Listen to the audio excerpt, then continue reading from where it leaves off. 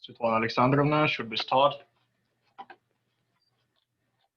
Yes, I think it's time for us to start our seminar.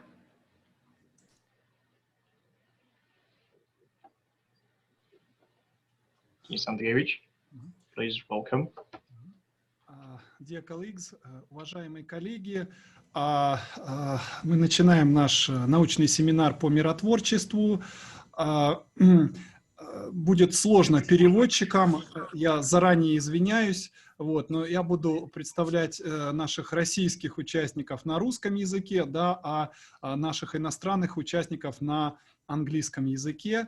I am sorry, it will be not easy for translators, but I will present our Russian speakers in Russian, while international speakers in English. Sorry once again, dear translators, sorry for it. Приветственное слово. Мы начинаем с приветственного слова Сергея Вадимовича Лаврова, президента Межрегиональной общественной организации ветеранов миротворческих миссий ООН, вице-президента организации «Генералы мира за мир», участника боевых действий и члена Союза журналистов России. Пожалуйста, Сергей Вадимович. Спасибо. Меня слышно? Да. Спасибо.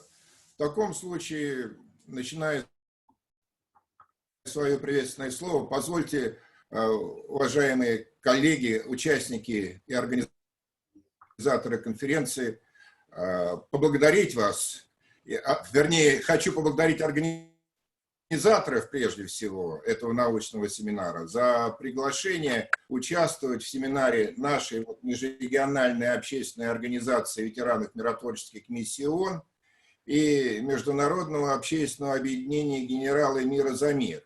Но очень приятно, что, вот видите, в нашей стране народная дипломатия все-таки работает. От нас сегодня будет 2 выступления и участие в прениях. И особенно я хочу поблагодарить Бакерия Светлану Александровну за оказанную мне честь выступить с приветственным словом. Ну, теперь по сути.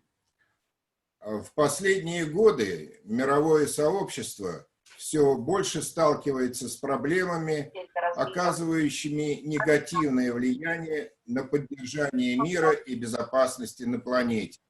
Все чаще в различных регионах и отдельных странах силовое разрешение тех или иных противоречий становится приоритетным, что приводит к возникновению внутригосударственных и международных конфликтов, а зачастую и локальных войн.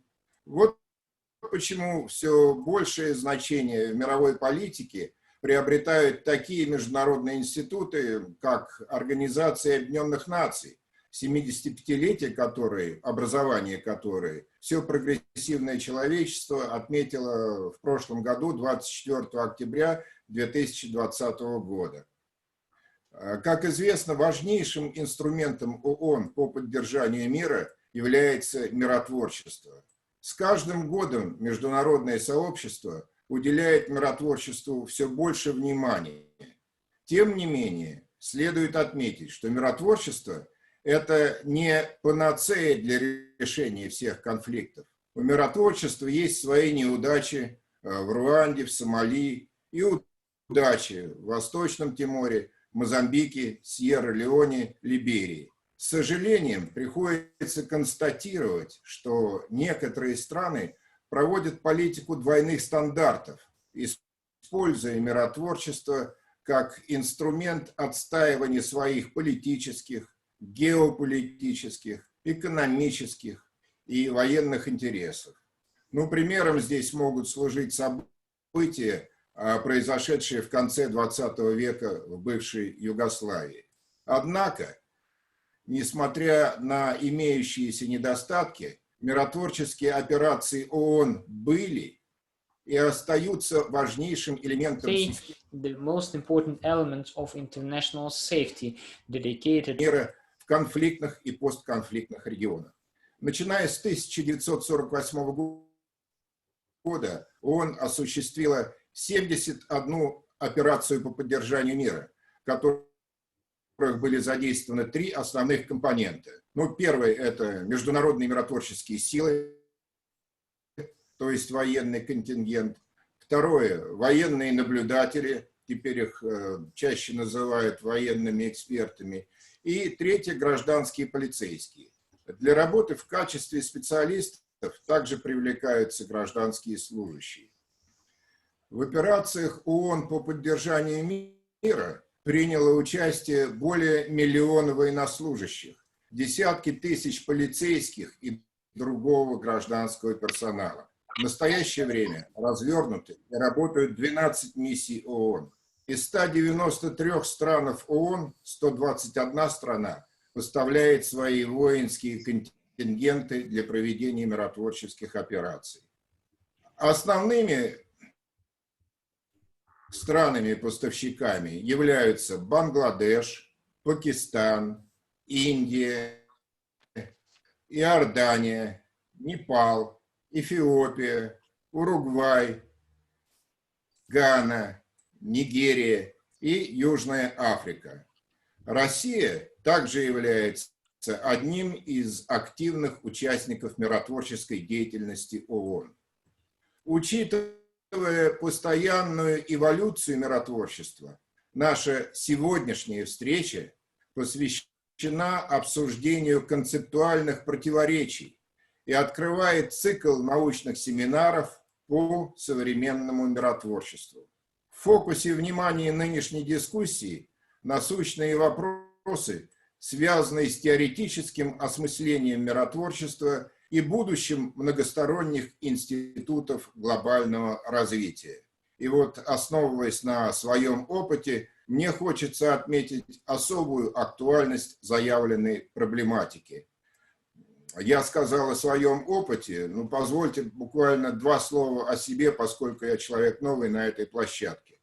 В 1973 году я окончил Военный институт иностранных языков с дипломом референт-переводчик английского и сербско-хорватского языков. Первый язык английский. После первой зарубежной командировки мне было предложено пройти обучение на курсах the courses of United Nations and in some time в миссию, которая называется ANSA, United Nations Truth Supervision Organization, или по-русски ОНВУП, орган по наблюдению за выполнением условий перемирия. Через 2 года я вернулся, и через некоторое время второй раз был направлен опять в Сирию и в Египет для прохождения службы в должности военного наблюдателя. В 1998 году, после увольнения из рядов вооруженных сил, мы с единомышленниками учредили нашу межрегиональную общественную организацию ветеранов миротворческих сил ООН. Она занимается распространением опыта России, ООН и иных международных организаций в области разрешения кризисов и конфликтов, превентивной дипломатии и постконфликтного миростроительства. Она также занимается вопросом формирования концептуальных и информационных основ участия в миротворческой деятельности. Я не буду много говорить о деятельности нашей организации, приведу только пару примеров за последний год. Летом 2020 года нами была выпущена книга «Российские ветераны о миротворчестве ООН». В журнале «Дипломатическая служба» напечатано 2 статьи о миротворчестве, а в газете «Независимое военное обозрение» в 2020 году опубликовано более 20 статей на миротворческую и историческую тематику. Основным автором является эксперт нашей организации Исаенко Анатолий Иванович. Но, кроме того, хочу сказать, что наше общественное объединение «Генералы мира за мир» тоже занимается миротворчеством, но несколько в другой плоскости. Это уже не peacekeeping, а скорее struggle for peace, так как задачами является укрепление мира, дружбы и взаимопонимания между народами. Ну, а возвращаясь к нашему семинару, я хочу подчеркнуть, что сегодняшнюю дискуссионную площадку нам предоставил коллектив кафедры теории и истории международных отношений РУДН. В числе более чем 600 обучающихся студентов и более чем 50 аспирантов имеются представители многих регионов Российской Федерации, стран СНГ, Европы, Азии, Африки и Латинской Америки, в том числе и стран, подверженных вооруженным конфликтам. И данный факт особенно важен для проведения комплексного анализа. За последние годы профессорско-преподавательским составом кафедры было опубликовано более 10 монографий, более 150 статей в отраслевых журналах и сборниках, научных, практических конференций, симпозиумов, семинаров, круглых столов. Миротворческое направление развивается особенно активно в последние несколько лет.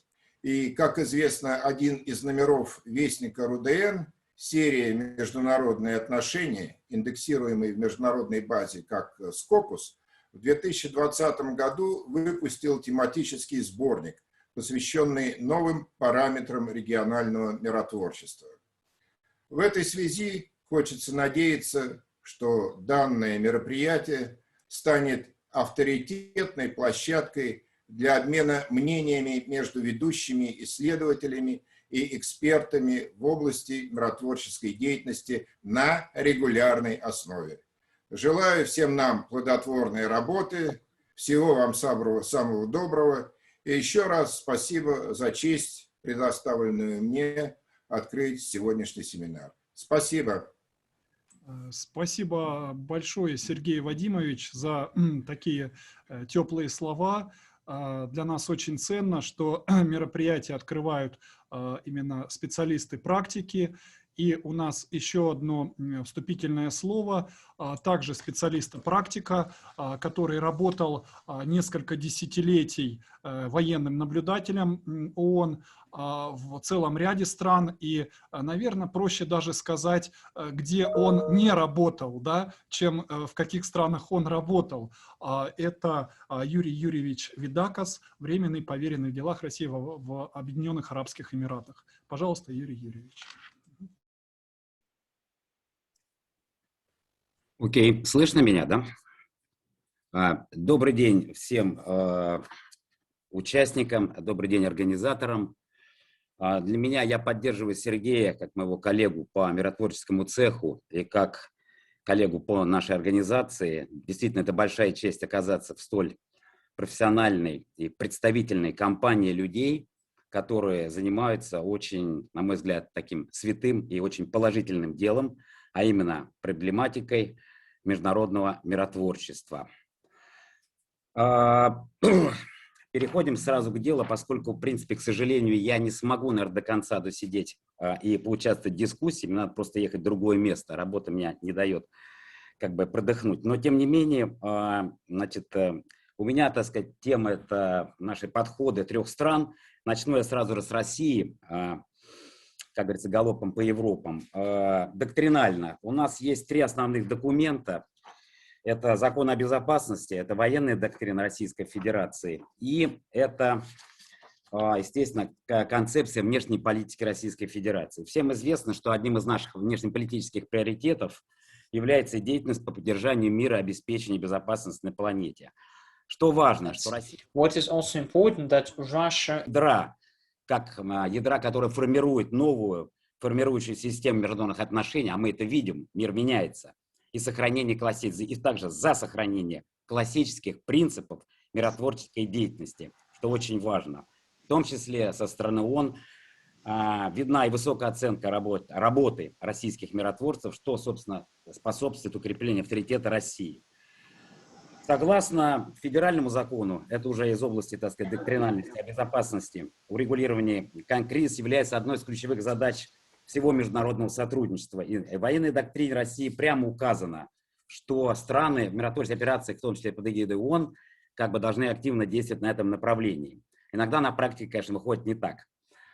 К сожалению, как Сергей ранее отмечал, может быть так, по касательной, Российская Федерация не входит в число основных поставщиков миротворческих контингентов и финансовых доноров.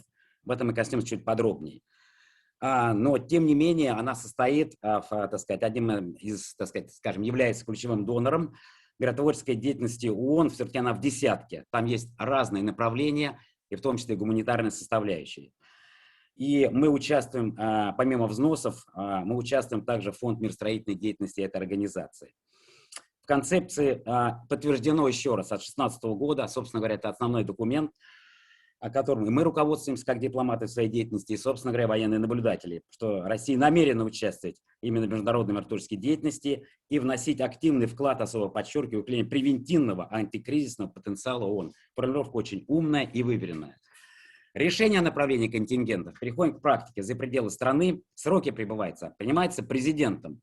Это его указ, так сказать. И есть федеральный закон от 23 июня 1995 года о порядке представления Российской Федерации военного гражданского персонала для участия в деятельности по поддержанию или восстановлению мира и безопасности. Это является основным, скажем, правовым документом участия России в операциях по поддержанию мира. Расходы, так сказать, предусмотрены в федеральном бюджете Российской Федерации. Динамика российских контингентов, их участия, наблюдателей, полицейских, это важно, отражена в докладах, которые ежегодно готовятся правительством Российской Федерации, представляется на рассмотрение в Совет Федерации Государственную Думу. Это важный документ, каждый год мы отслеживаем его и видим о том, что, в принципе, несмотря на наше такое скромное участие, мы участвуем, и мы не самоустраняемся.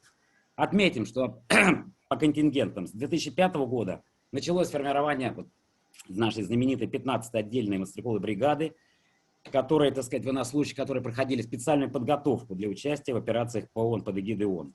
Но также в рамках деятельности СНГ, ОБСЕ и ШОС, что очень важно. Далее, значит, отдельной концепции, к сожалению, и наша организация как бы вносит периодически такие предложения, концепции миротворческой деятельности, к сожалению, которая бы регламентировала миротворческую деятельность Российской Федерации, не существует. Есть информация, что работа над этим продолжается с 2006 года, по сей день пока каких-то данных нет. Видимо, необходимо, наверное, наличие политической воли или какого-то совокупности факторов. Что по нашей и, так сказать, деятельности? Активность начинается в России с 90-х годов и, собственно говоря, формирование законодательной базы. Все это шло одновременно, поскольку в период Холодной войны Советский Союз, как один из полюсов силы, не принимал активное участие в миротворчестве под эгидой ООН. Впервые направлены были специалисты в 1973 году на Ближний Восток, а до 1973 года СССР не принимал участие в операциях по поддержанию мира и не финансировал эту деятельность, что довольно тоже как бы примечательно. Потом идет активизация в 90-е годы, и, скажем так, ко второму поколению в миротворческих операциях мы присоединились, поскольку оно отличалось, это поколение или структурой этих операций, такой многозадачностью и развертыванием в зонах локальных конфликтов. Наши группы российских военных наблюдателей с 91 года были направлены Ирак, Кувейт, Западная Сахара. 92 год приступили к работе в Югославии, Камбодже, Грузии, Гватемале, Тимор-Леште, Восточный Тимор. Также отмечу, что первые сотрудники МВД были направлены в Камбоджу с 92 года, начиная.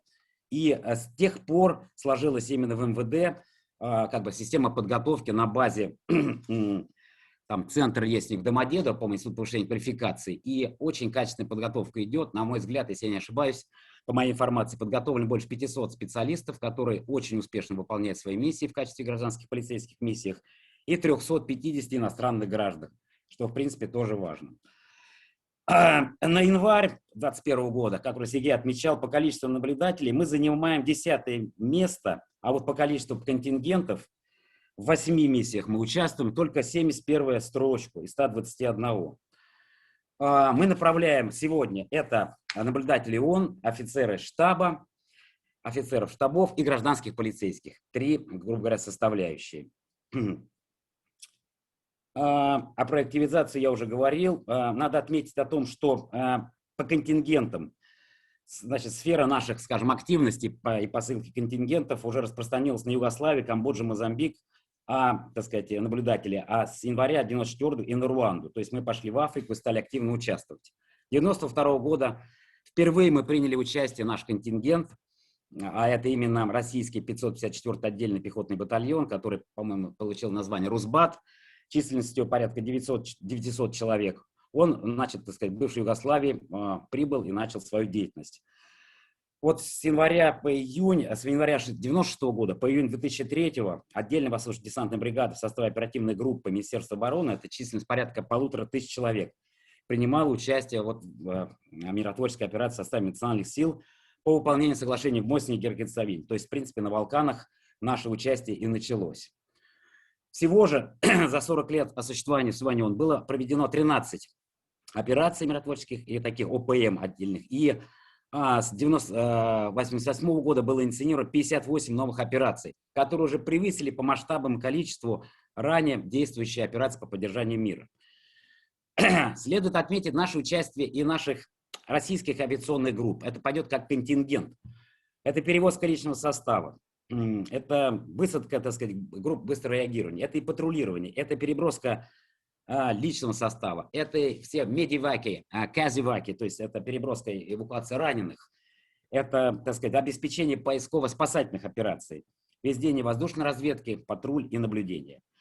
И вот такая статистика идет, что мы начали свои группы авиационные, так сказать, размещать уже в миссиях с 1982 года.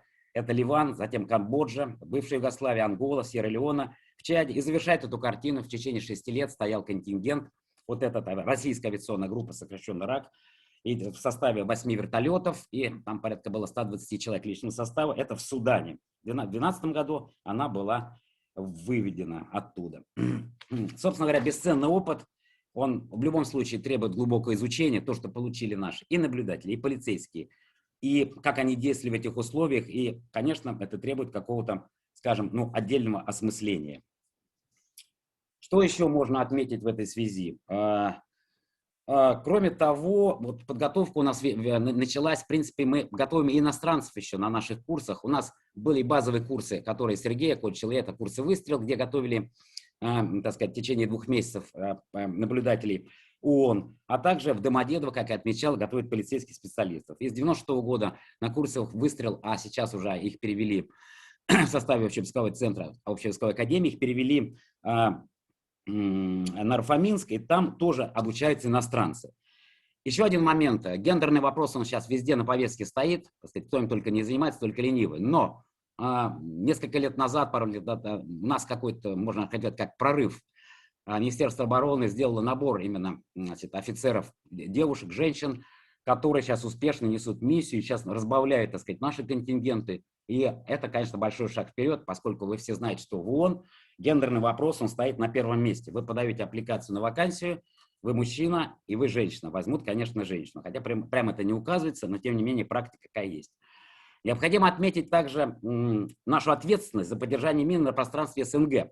Вопрос, конечно, такой деликатный, поскольку не всегда, когда мы действуем, есть разрешение, мягко говоря, СБ ООН, а именно СБ ООН регулирует, собственно говоря, быть миссией или не быть, и определяет ее мандат и прочие статьи устава, в соответствии с которым потом миротворцы действуют. Но тем не менее, наш, как бы, если объединить кратко за неимением времени, наша роль и в Приднестровье, и в Таджикистане, хотя там не так открыто миротворцы, тем не менее стоит наша дивизия. И последний пример, это, конечно же, Карабах.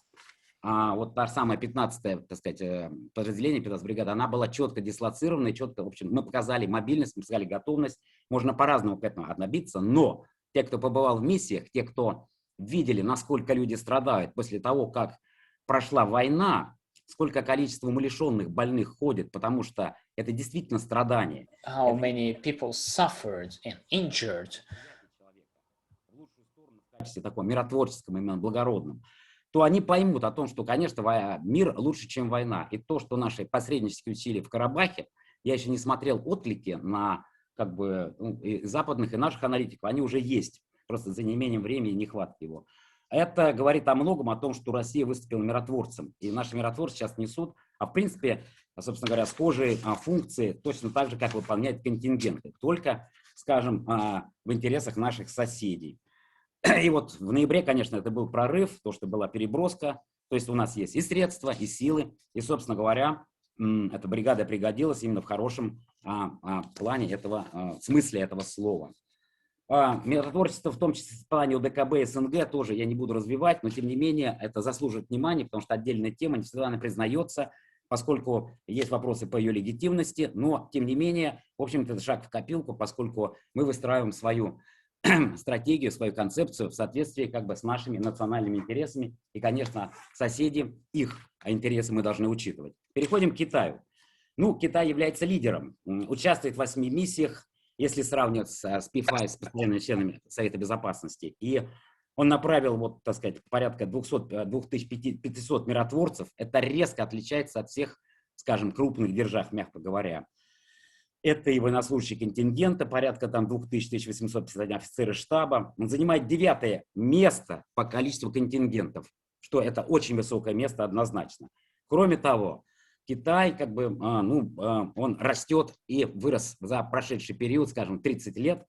Вот я нашел материалы по тому, что они, так сказать, опубликовали там белую книгу своей 30-летней деятельности миротворческой, и они, скажем, количественно и качественно выросли. И даже уже, так сказать, затрагивать такие аспекты, которые, в общем-то, и мы в нашем объединении миротворчества, в этом добровольном, который возглавляет Сергей Лавров, мы тоже поднимаем о том, что нам надо двигаться на командные должности. Вот Китай уже как бы вырастил, и 2 генерала возглавляли миротворческие миссии в Западной Сахаре и на Кипре, а также у них есть миротворческий резерв, о котором они, в общем-то, объявили, и этим они гордятся, это 8000. Здесь много различных оценок я прочел, исследований, и все-таки выявил о том, что имидж, и, собственно, мы сами сталкивались с китайцами, я помню первых китайцев, которые прибыли, я начинал свою службу с Западной Сахары, и они прибыли, видел их уровень подготовки. Потом через год прибыли другие, и я уже почувствовал разницу. Сейчас она, конечно, огромна, они уделяют это большое значение на государственном уровне. У них организован цельный департамент по миротворческим операциям в составе структуры Министерства обороны. В общем, пристальное внимание, как бы такое переочередное со стороны и правительства, и всех, скажем, правительственных структур. И они прежде всего приобретают международный опыт, современные миротворческие технологии и посылают контингенты, и, собственно говоря, набираются международного опыта, по их мнению, и по мнению многих экспертов, это оказывает крайне положительное развитие само развитие на вооруженных сил Китая. И что важно, они свой взнос очень сильно увеличили. В данном случае сейчас они вот на 2-м месте идут после США. Там порядка 25% ООН, а у них 10-25%. Я нашел пару таблиц, и там уже 15% у Китая на 2021 год. Насколько этому верить или нет, но вполне, в принципе, эти задачи, я думаю, и выполнимы. Что у них? Как бы, прежде всего, само, если кратко, военно-политическое руководство Китая рассматривает, прежде всего, это одно из направлений обеспечения своей безопасности за счет сотрудничества как на региональном, так и международном уровнях. Вот что они выполняют. И в рамках мандата они выполняют те же самые задачи, и могу сказать, выполняют это достойно. В Судане, когда я был, так сказать, еще военным наблюдателем, был старшей группы наших, где я заканчивал свою службу, а потом уже будучи старшим дипломатом, когда работал там в посольстве, я посещал их подразделения, в частности, инженерные. 5 баллов, все на высоком уровне, и госпиталь, все в порядке.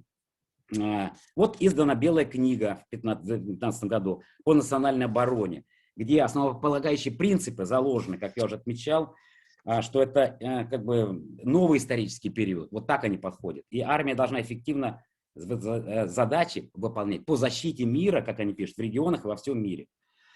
В общем, как бы, и в которых обязуется, что Китай будет поддерживать мирные инициативы ООН, использовать право в Совете Безопасности, свое право вето или не вето, или вообще. Но он активно участвует, я в конце этого попробую коснуться, если будет время. В общем, открываются новые перспективы.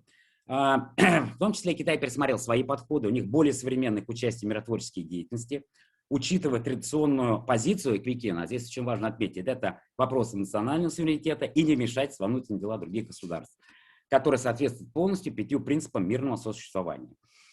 Оно началось с 1981 года активное в рамках ООН, когда он поддержал резолюцию, так сказать, СБО, она, по-моему, была посвящена резолюции по поддержанию мандата ООН на Кипре.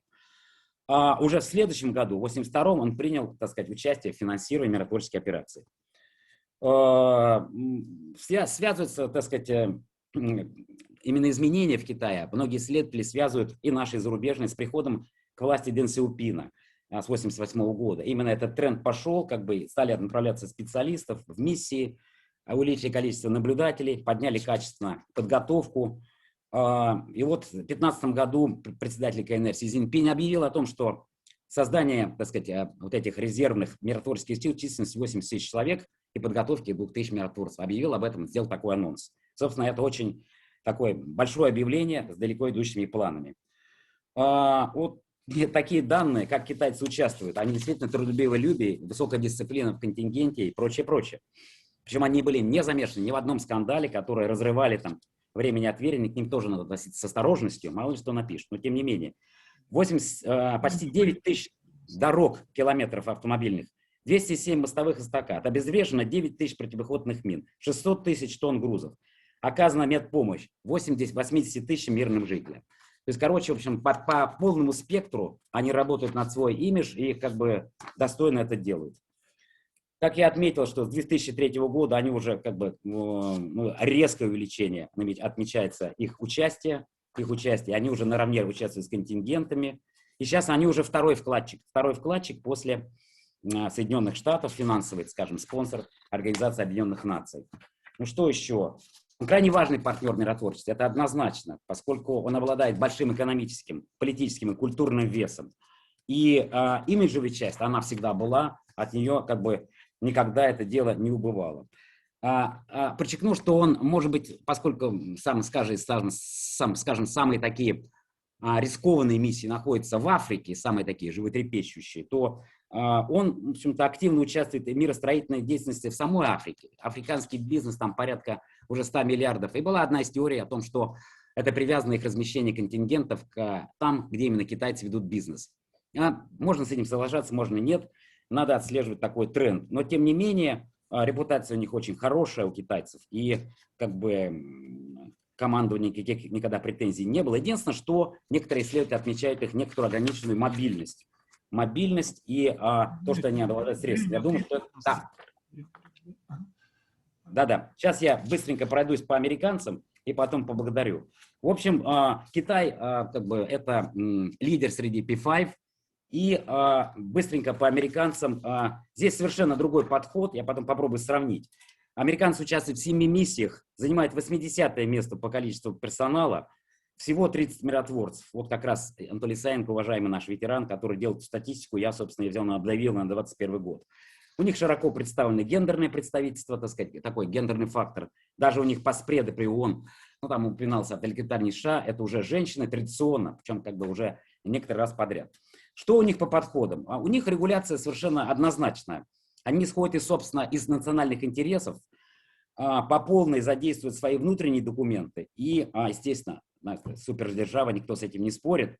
И есть президентская директива приняли 25 от мая 1994 года. Она, собственно, идет в основу, где основные направления политики США.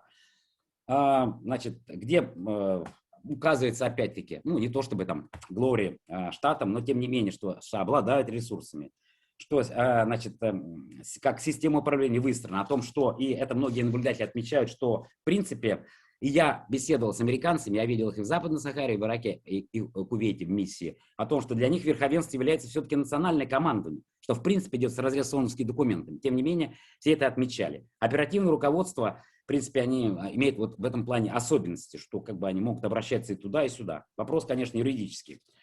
Они ведутся самостоятельно, подчиняются только национальным командам. Тоже много это касается контингентов. Широко американцы, в принципе, никуда не заскакивали, и контингент, за исключением Сомали, по-моему, не было там. Тем не менее, вот, действие полевых уставов, так сказать, и прочих своих директив для них являются главенствующими. Непосредственно руководство как бы осуществляет Государственный департамент США, несет ответственность за финансирование миротворческих операций. Министерство обороны США осуществляет управление, как бы, которое предусмотрено там главой 6, участвуют боевые части вооруженных сил, много пунктов.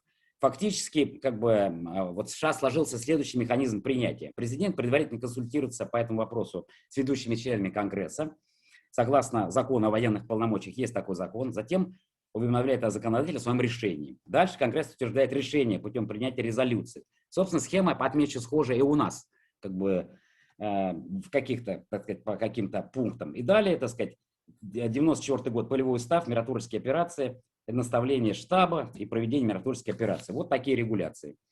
Курс на расширение как бы был взят в начале 2000 года, но когда была президентская директива номер 71, я вот ее нашел. Но тем не менее сказать о том, что они как-то широко и задействованы, за исключением тех вопросов спорных, я туда вообще не лезу, это, так сказать, которые были операции, это и в Афганистане, и все, и в Ираке, в общем-то, их можно отнести к миротворцам. Ну и соответственно, финансирование, конечно, как бы вот на 2021 год так, по идее, считается о том, что 25% они сносят взнос. Ну вот здесь даже 27% я нашел. Это такая перспективная таблица, а у Китая почти 16%. И Япония переместилась на 3-е место. Может быть, она к этому не относится. Подытоживая, такие моменты характерные для американцев. Это сдержанный подход администрации к сотрудничеству в области миротворчества. Это, собственно, наблюдается. Сдержанный подход администрации к участию в международных миротворческих операциях.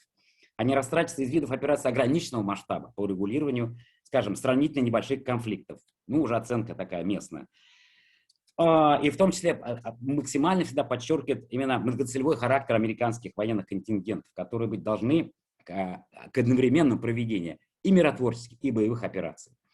И это все должно служить одной, скажем, такой единой задаче – укреплению безопасности США, собственно, содействию экономического процветания США. Это, собственно, везде звучит. Есть небольшие риски, есть, так сказать, цельные документы, но, тем не менее, есть еще момент такой, о том, что критика часто раздавалась вот последние годы, она раздается везде по поводу миротворческой операции, и в частности, я вот нашел высказывания Болтона, в которых он сказал, что мы не будем обеспечивать те самые какие-то провальные миссии, успешные, он их называет.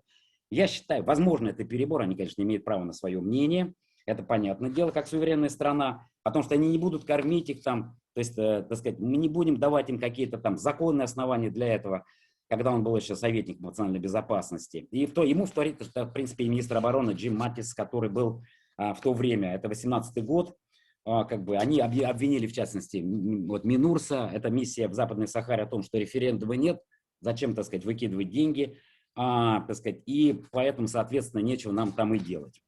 Подытоживая, отмечу, что 3 страны, в принципе, это важнейшие игроки в СБ ООН, которые, и еще такая политическая составляющая в том, что, конечно, и я знаю это не понаслышке, и наши уважаемые участники тоже, о том, что там целый процесс открывать миссию, не открывать, далее продлевать ее, не продлевать. Это огромная работа, которой, в принципе, не видно, и каждая страна исходит из своих. Концепции отличаются, подытоживая. У нас она, я считаю, сбалансированная, она выдержанная, она очень выверенная. У Китая она сдержанная, плюс ориентирована на экономические интересы. И наблюдается их, собственно говоря, они растут и вширь, и как бы вверх, и во все стороны. В том числе, как и в финансовом плане они оказывают поддержку, так и, собственно говоря, и в количественном плане. А у американцев она напрямую, эта доктрина завязана, их действия определяются прежде всего на их как бы, на национальные интересы, их национальной безопасности. В любом случае, я считаю, что у России есть огромные резервы. Мы в рамках организации всегда как бы обсуждаем эти вопросы и считаем о том, что как бы это действительно достойное дело, что нам нужна концепция. Нам нужна эта концепция, потому что она даст шаг вперед. В том числе здесь, я пользуюсь случаем, здесь присутствует представители высшей школы.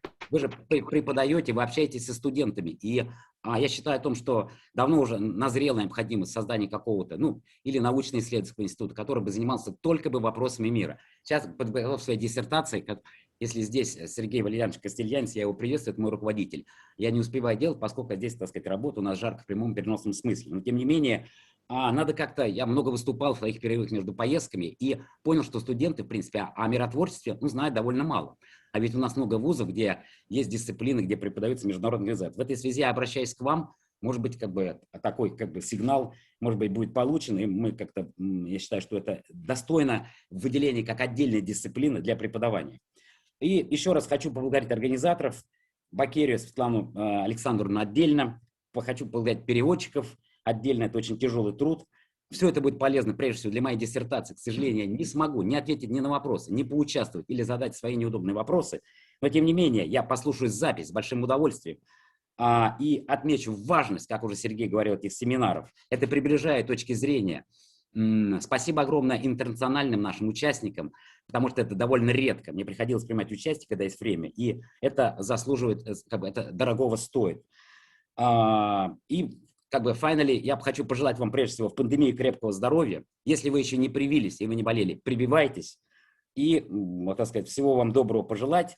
Закончить фразой, как бы, такой, которую мы используем в нашем обществе, то из Евангелия от Матфея, что блаженны миротворцы. Спасибо большое за внимание.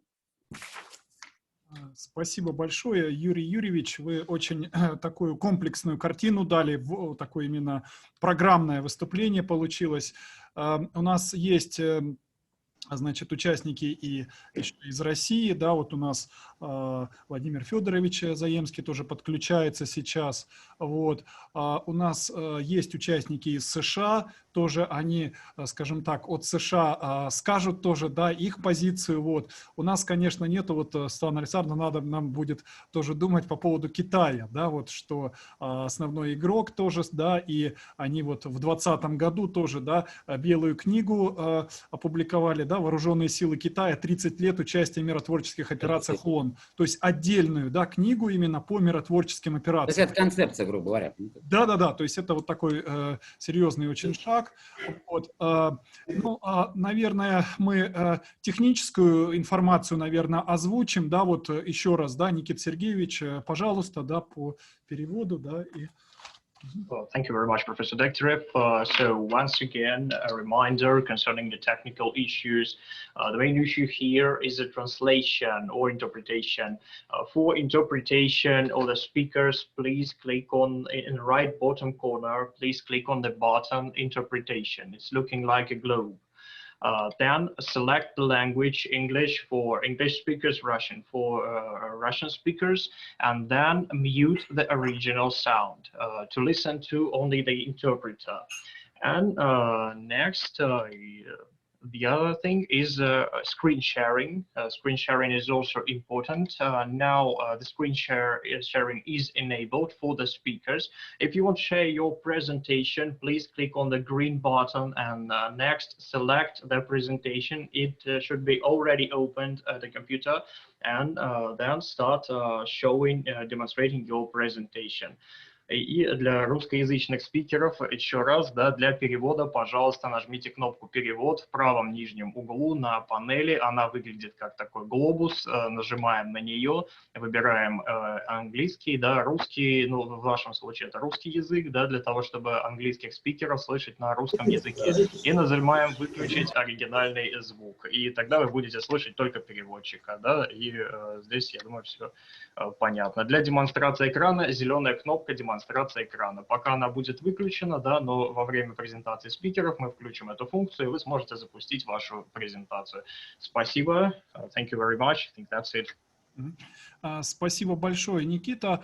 У нас очень, ну, у нас глобальный семинар, да, в том плане, что у нас участники есть от Австралии, да, где скоро уже будет ночь, да, до США, где раннее утро. Вот, коллеги, поэтому по регламенту, да, давайте строго придерживаться. Мы, строго говоря, первые вот выступления, мы регламент не устанавливаем, да, обычно, но дальше надо будет строго придерживаться, да, именно уважение к друг другу, да, 15 минут. вот, но где-то хотите целиком выступайте, да, 15 минут, можно 12-13 минут, чтобы, может быть, осталось там 1-2 минуты на ответы на вопрос, вот. So you have 15 minutes for your intervention, right? And 5 minutes before the end, I will show like 5 minutes, and I will also say 5 minutes left. Окей, прошу с этим относиться к этому с пониманием, очень жесткий тайминг будет. Вот. По поводу вопросов, коллеги, значит, можете, я думаю, будет оптимально в чат их писать. So put your questions in the chat during intervention. Don't hesitate, but please indicate your name, title, and also please indicate to whom your question is addressed. Обязательно пишите, да, кому вопрос, да, и кто вы. Вот.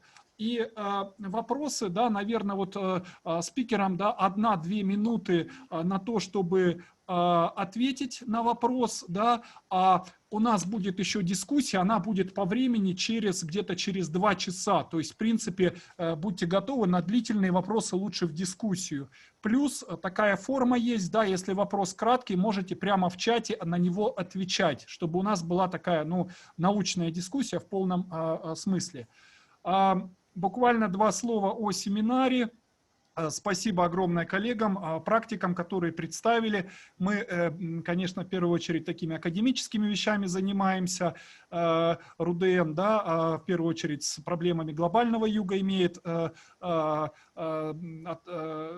отношение. Да, мы 3 года был семинар по незападным теориям, и вот мы сейчас перешли на незападным теориям международных отношений. Очень приятно, что у нас здесь есть участники вот того семинара, да, тоже присутствуют. Мы 8 таких семинаров провели. Вот. Это сегодня семинар, который новый цикл открывает, да, миротворчество и, в первую очередь, страны глобального юга, потому что чаще всего там проблемы происходят. Это и исследователи, и практики. И, конечно, у нас следующий семинар будет до лета, он пройдет по западной и ну, в первую очередь, по Западной Африке, конечно, вот. И, конечно, у нас всегда будут присутствовать представители этого региона, да, то есть это специалисты, которые вот данным регионом занимаются.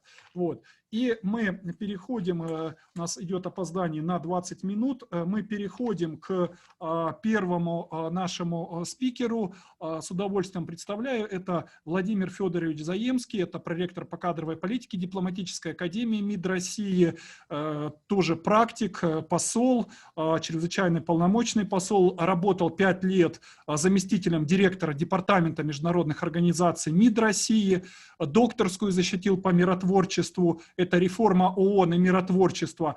Честно скажу, что мы студентов учим по учебникам Владимира Федоровича, по его монографии. Вот это вот ООН миротворчество с голубой каской, которая, да, вот эта вот монография, да, очень ее сами любим, ценим. Вот, ну и особо вот ценно, да, наверное, то, что Владимир Федорович не боится вот в нашу сложную эпоху, турбулентную, поднимать вопросы, связанные с реформированием ООН, с реформированием миротворчества, в то время, когда нету у сторон консенсуса, да, по каким-то простым вещам, да, не говоря о таких сложных, деликатных, как миротворчество. Владимир Федорович, пожалуйста, 15 минут, да, вот у нас на доклад, пожалуйста. Добрый день, большое спасибо за ваши добрые слова и такую хорошую характеристику. Если можно, я не буду терять время и начну свое выступление. К сожалению, мне не удалось полноценным образом подсоединиться, но, судя по всему, вы меня слышите и, как мне сказал мой помощник, даже видите. Да, да. Это замечательно. Свое сегодняшнее выступление я решил посвятить особенностям российского подхода к миротворчеству. Иными словами, я предлагаю, с одной стороны, рассмотреть основные элементы российской позиции, а с другой, как человек, в течение ряда лет занимавшийся вопросами миротворчества в самых разных форматах, от Совета Безопасности ООН до спецкомитета Генеральной Ассамблеи ООН по миротворчеству, а также работавшие в течение ряда лет над реализацией инициативы группы 8 по укреплению миротворческого потенциала Африки, хотел бы высказать ряд личных суждений по этой проблематике. Наша страна рассматривает миротворческие операции в качестве ключевого инструмента в арсенале Организации Объединенных Наций по поддержанию международного мира и безопасности. ООНовские миссии разворачиваются в опасных условиях, осложненных тяжелой гуманитарной и социально-экономической обстановкой. Зачастую имеются и асимметричные угрозы. Такие реалии в сочетании с меняющимся характером и динамикой конфликтов требуют соответствующей настройки миротворческих механизмов. Очевидно, что вспышка коронавируса также оказала влияние на способность голубых касок полноценно выполнять предписанный им мандат. Несмотря на текущие беспрецедентные обстоятельства, важно, чтобы дальнейшая эволюция миротворческих операций ООН осуществлялась в правильном направлении. При этом императивом, на мой взгляд, должно оставаться уважение суверенитета принимающих государств, соблюдение целей и принципов Устава ООН, а также базовых принципов миротворчества. С учетом этого голубые каски должны сохранять свой беспристрастный статус при любых обстоятельствах. Силовые или наступательные мандаты могут предоставляться Советом Безопасности в каждом конкретном случае в зависимости от того, что называется обстановки на месте, на земле. Кроме того, увлечение силовыми действиями способно подорвать нейтральный статус миротворцев, превратить их в активных участников конфликта с сопутствующим ростом угроз для жизни и здоровья миротворцев. При рассмотрении всех этих вопросов необходимо помнить, что целью миротворчества, главной целью миротворчества является мирное урегулирование конфликтов политическими средствами.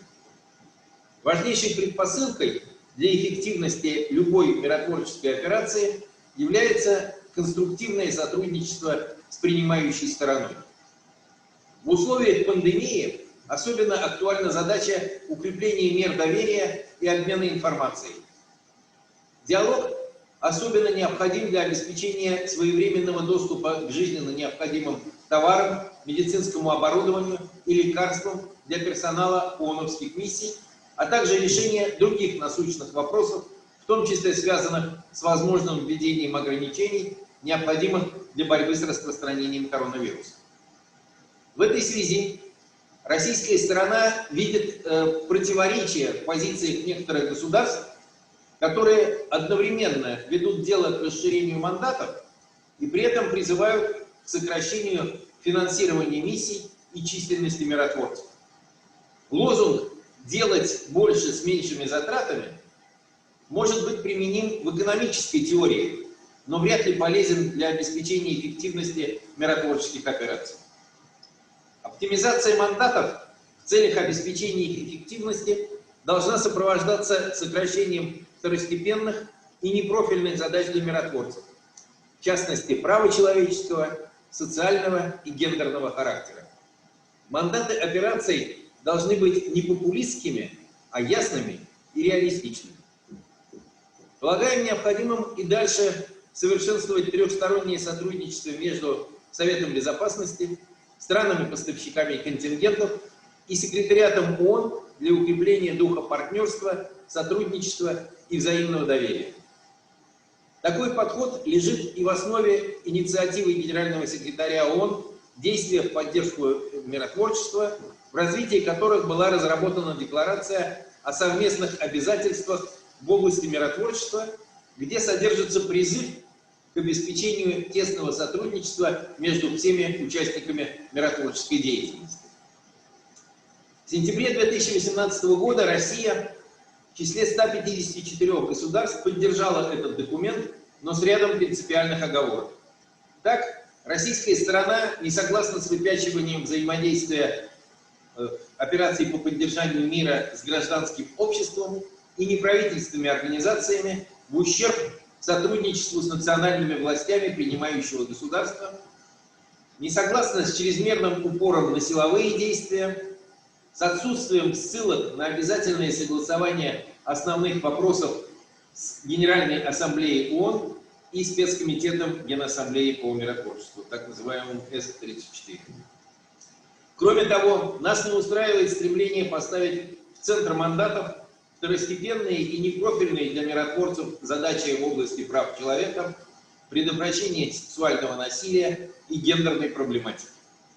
Российская сторона исходит из того, что правозащитный компонент миссий носит вспомогательный характер по отношению к главной цели – прекращению вооруженного противостояния и примирения сторон.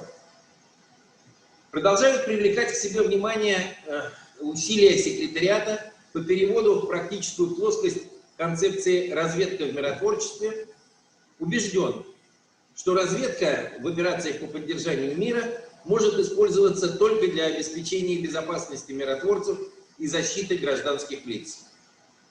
Необходимо гарантировать также, чтобы эта деятельность осуществлялась исключительно законными методами, при уважении суверенитета государств, соблюдении Устава ООН и базовых принципов миротворчества. Обновленная в прошлом году концепция секретариата ООН по разведке в миротворчестве включает ряд соответствующих формулировок, однако они не развеяли наших сомнений по поводу реализации на практике установок, касающихся обеспечения сохранности и конфиденциальности получаемой информации, контроля за доступом к разведданным и их обменом с лицами вне миссии. В этой связи многое будет зависеть от соблюдения выпущенных секретариатом в сентябре месяце руководящих принципов по сбору информации из человеческих источников. Вместе с тем полагаю, что само по себе появление вышеназванной концепции о разведке, а также соответствующие усилия секретариата ООН лишний раз доказывают обоснованность выдвинутой Россией на саммите тысячелетия инициативы относительно активизации военно-штабного комитета ООН, ну или сокращенно ВШК. Наше предложение изначально было нацелено на то, чтобы превратить ВШК в эффективный механизм сотрудничества 5 постоянных членов Совета Безопасности как между собой, так и с другими членами Совета и ООН в целом, распространив это взаимодействие на всю область миротворчества, включая вопросы раннего обнаружения, предотвращения и мирного урегулирования споров и конфликтов, планирования и проведения операций по поддержанию мира, их материально-технического обеспечения. В основе нашего предложения лежал тезис о том, что военная экспертиза, которой располагает секретариат ООН, несравнима с потенциалом, находящимся в распоряжении прежде всего постоянных членов Совета Безопасности, исходя из чего мы и предлагали поставить его на службу ООНовскому миротворчеству. Отдельно хотел бы упомянуть о своем опыте работы по разъяснению нашей инициативы, поскольку 20 лет тому назад мне пришлось этим заниматься сначала в кулуарах Ассамблеи Тысячелетия в Нью-Йорке, а потом наездами из Москвы. 5 минут. Да, я слежу. Спасибо. Так вот, для меня до сих пор остается непонятным, почему страны, претендующие на места непостоянных членов Совета Безопасности, так и не осознали, что российское предложение относительно активизации военно-штабного комитета предоставляло бы их военным экспертам уникальную возможность внести свою лепту в решение вопросов миротворчества. Всегда считал, что это должно было особо заинтересовать страны-поставщики контингентов в миротворческие операции. Тем более, что мы всегда подтверждали свою открытость и готовность корректировать наши предложения с учетом пожелания коллег из других стран. В процессе продвижения российской инициативы нами была выдвинута идея о создании региональных подкомитетов, которые могли бы создаваться применительно к тем регионам, где развернуты операции по поддержанию мира, проводимые ООН. Вот мне хочется просто-напросто процитировать частично те положения, на которые следовало бы обратить внимание. В частности, предлагалось обозначить следующим образом круг полномочий подкомитетов.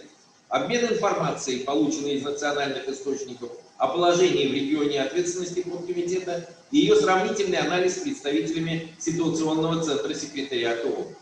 В случае необходимости выработка военной составляющей рекомендаций, впоследствии передаваемых Совету Безопасности относительно той или иной операции.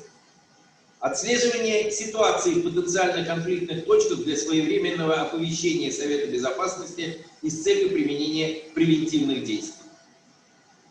Кроме того, в рамках подготовки к учреждению новой операции, участие в соответствующих мероприятиях в штаб-квартире и в поездках инспекционных групп по определению готовности потенциальных контингентов и соответствующих средств обеспечения.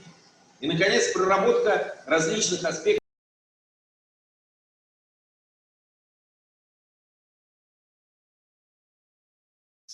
Обрыв связи произошел, да, у нас? Да, не слышно.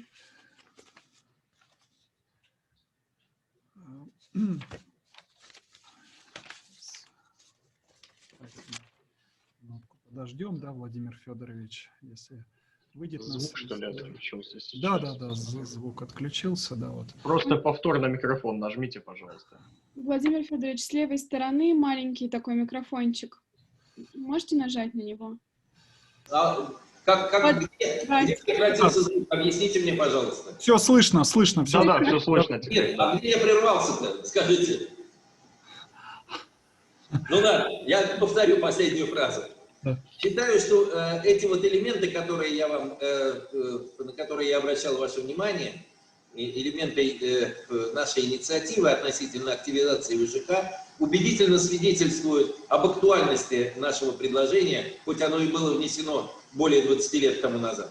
К сожалению, наши усилия наткнулись на жесткое сопротивление со стороны западных членов пятерки постоянных членов Совета Безопасности, в основе которого лежало не что иное, как нежелание утратить свой контроль за деятельностью секретариата ООН.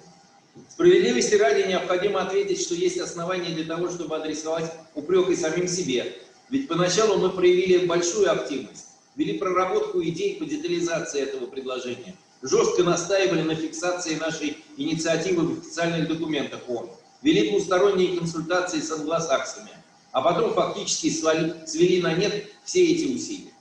Полагаю, что было бы целесообразно продолжить эту работу, разъясняя сбалансированность нашей инициативы об активизации ВЖК. В заключение считаю необходимым высказать еще одно соображение, касающееся отношения к миротворчеству в целом. Убежден, что назрело время разработать и принять концепцию российского участия в миротворческой деятельности. Принятие такого документа явилось бы важным дополнением к тем практическим шагам, которые предпринимает наша страна на мировой арене. Решение данной задачи представляется мне вполне достижимым, особенно с учетом того, что первые наработки такой концепции обсуждались еще более 10 лет тому назад. Мне довелось принимать в этих обсуждениях участие, и каких-либо серьезных возражений по существу идей, заложенных Министерством иностранных дел в проект такой концепции, тогда не звучало. Поэтому я считаю, что шансы на выработку такого важного, можно сказать, основополагающего документа у нас имеются. Вот, собственно, те моменты, на которых я хотел акцентировать внимание. Насколько я понимаю, я уложился и даже сэкономил 1 минуту. Спасибо большое, Владимир Федорович, за вашу позицию. Уже второй раз прозвучала мысль о необходимости разработки концепции. И, конечно, меня тоже радовала оговорка, наверное, в начале, да, вы когда голубая каска, да, голубая маска, да, уже так эти маски, да, надоели, да, что вы вот это верно. Оговорку сделали. Вот. Let me introduce the next speaker. The most challenging issue has always been the defense of civilians. And our next speaker is Charles Hunt. He is editor-in-chief of the key journal on peacekeeping, which is called Global Responsibility to Protect. He is from Australia. He represents United Nations University Center for Policy Research, but also he teaches at MIT University, which is Royal Melbourne Institute of Technology. You know, is very much the same situation like with РУДН University, because our university is People's Friendship University of Russia, right? Everybody knows, but for international branding we use РУДН University. Nobody knows what is РУДН University.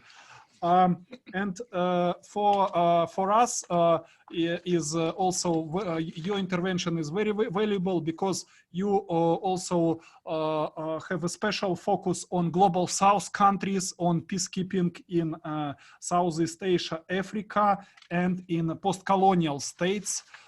So Charles, the floor is yours. Welcome. Thank you very much. Can you hear me? Yes, perfectly. Yeah. Mm-hmm. Excellent. And can you see my slides?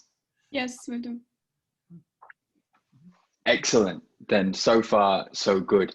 Thank you very much for inviting me to be here today with you. Thank you to Svetlana and colleagues at the Department of Theory and History of International Relations. It's a pleasure to be here. There may be some background noise. I will continue though. Today, my remarks will be, as you can see here in the slides, about the dilemmas of protecting civilians in UN peace operations. This is drawing on some research, a paper I've written which explores the major unintended consequences associated with UN protection of civilians mandates, and it primarily focuses on two case studies looking at the UN missions in the Democratic Republic of the Congo and mission in South Sudan. So I would like to, with my time today, quickly do these three things. First, a bit of background on the protection of civilians mandate. Second, I wanted to try and grapple with this idea of dilemmas that the workshop is trying to take on. I've got three types of dilemmas that I think are created by the protection of civilians mandate. And I want to finish by thinking about what the ramifications are, what the implications are looking forward to the future of UN peacekeeping. So the protection of civilians, I'm sure many of you are familiar with this already. So I apologize if I go over familiar ground, but in 2019, so now 2 years ago, we marked the 20th anniversary of the first time ever. Первой операции защиты гражданского населения, который был мандат в миссии Сьерра-Леоне, это Африка. Определенно мой интерес сегодня, конечно же, и фокус — это Африка. In 1999, when the UNAMSIL mission was authorized under Chapter 7 of the UN Charter, so with all necessary means, including the use of force as a last resort, in order to, quote, protect civilians under imminent threat of physical violence. So this was a hugely important development, and it was really this type of mandate that provided the foundation for peacekeepers thereafter to actively address the threats against vulnerable populations. And it also helped to try and rebuild some of the credibility of peacekeeping after the failures in the mid-90s to protect in places like Rwanda and Srebrenica that were mentioned in the earlier talks.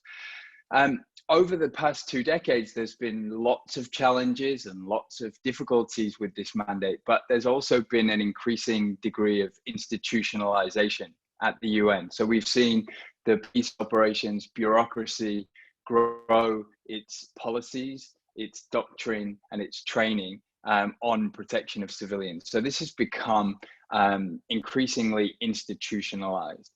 And as a result, POC has become really a center of gravity for many of the more recent missions. As I say here, it's gone from the edges, from the periphery to the center. Until recently, around 95% of all peacekeepers deployed around the world were deployed under this mandate.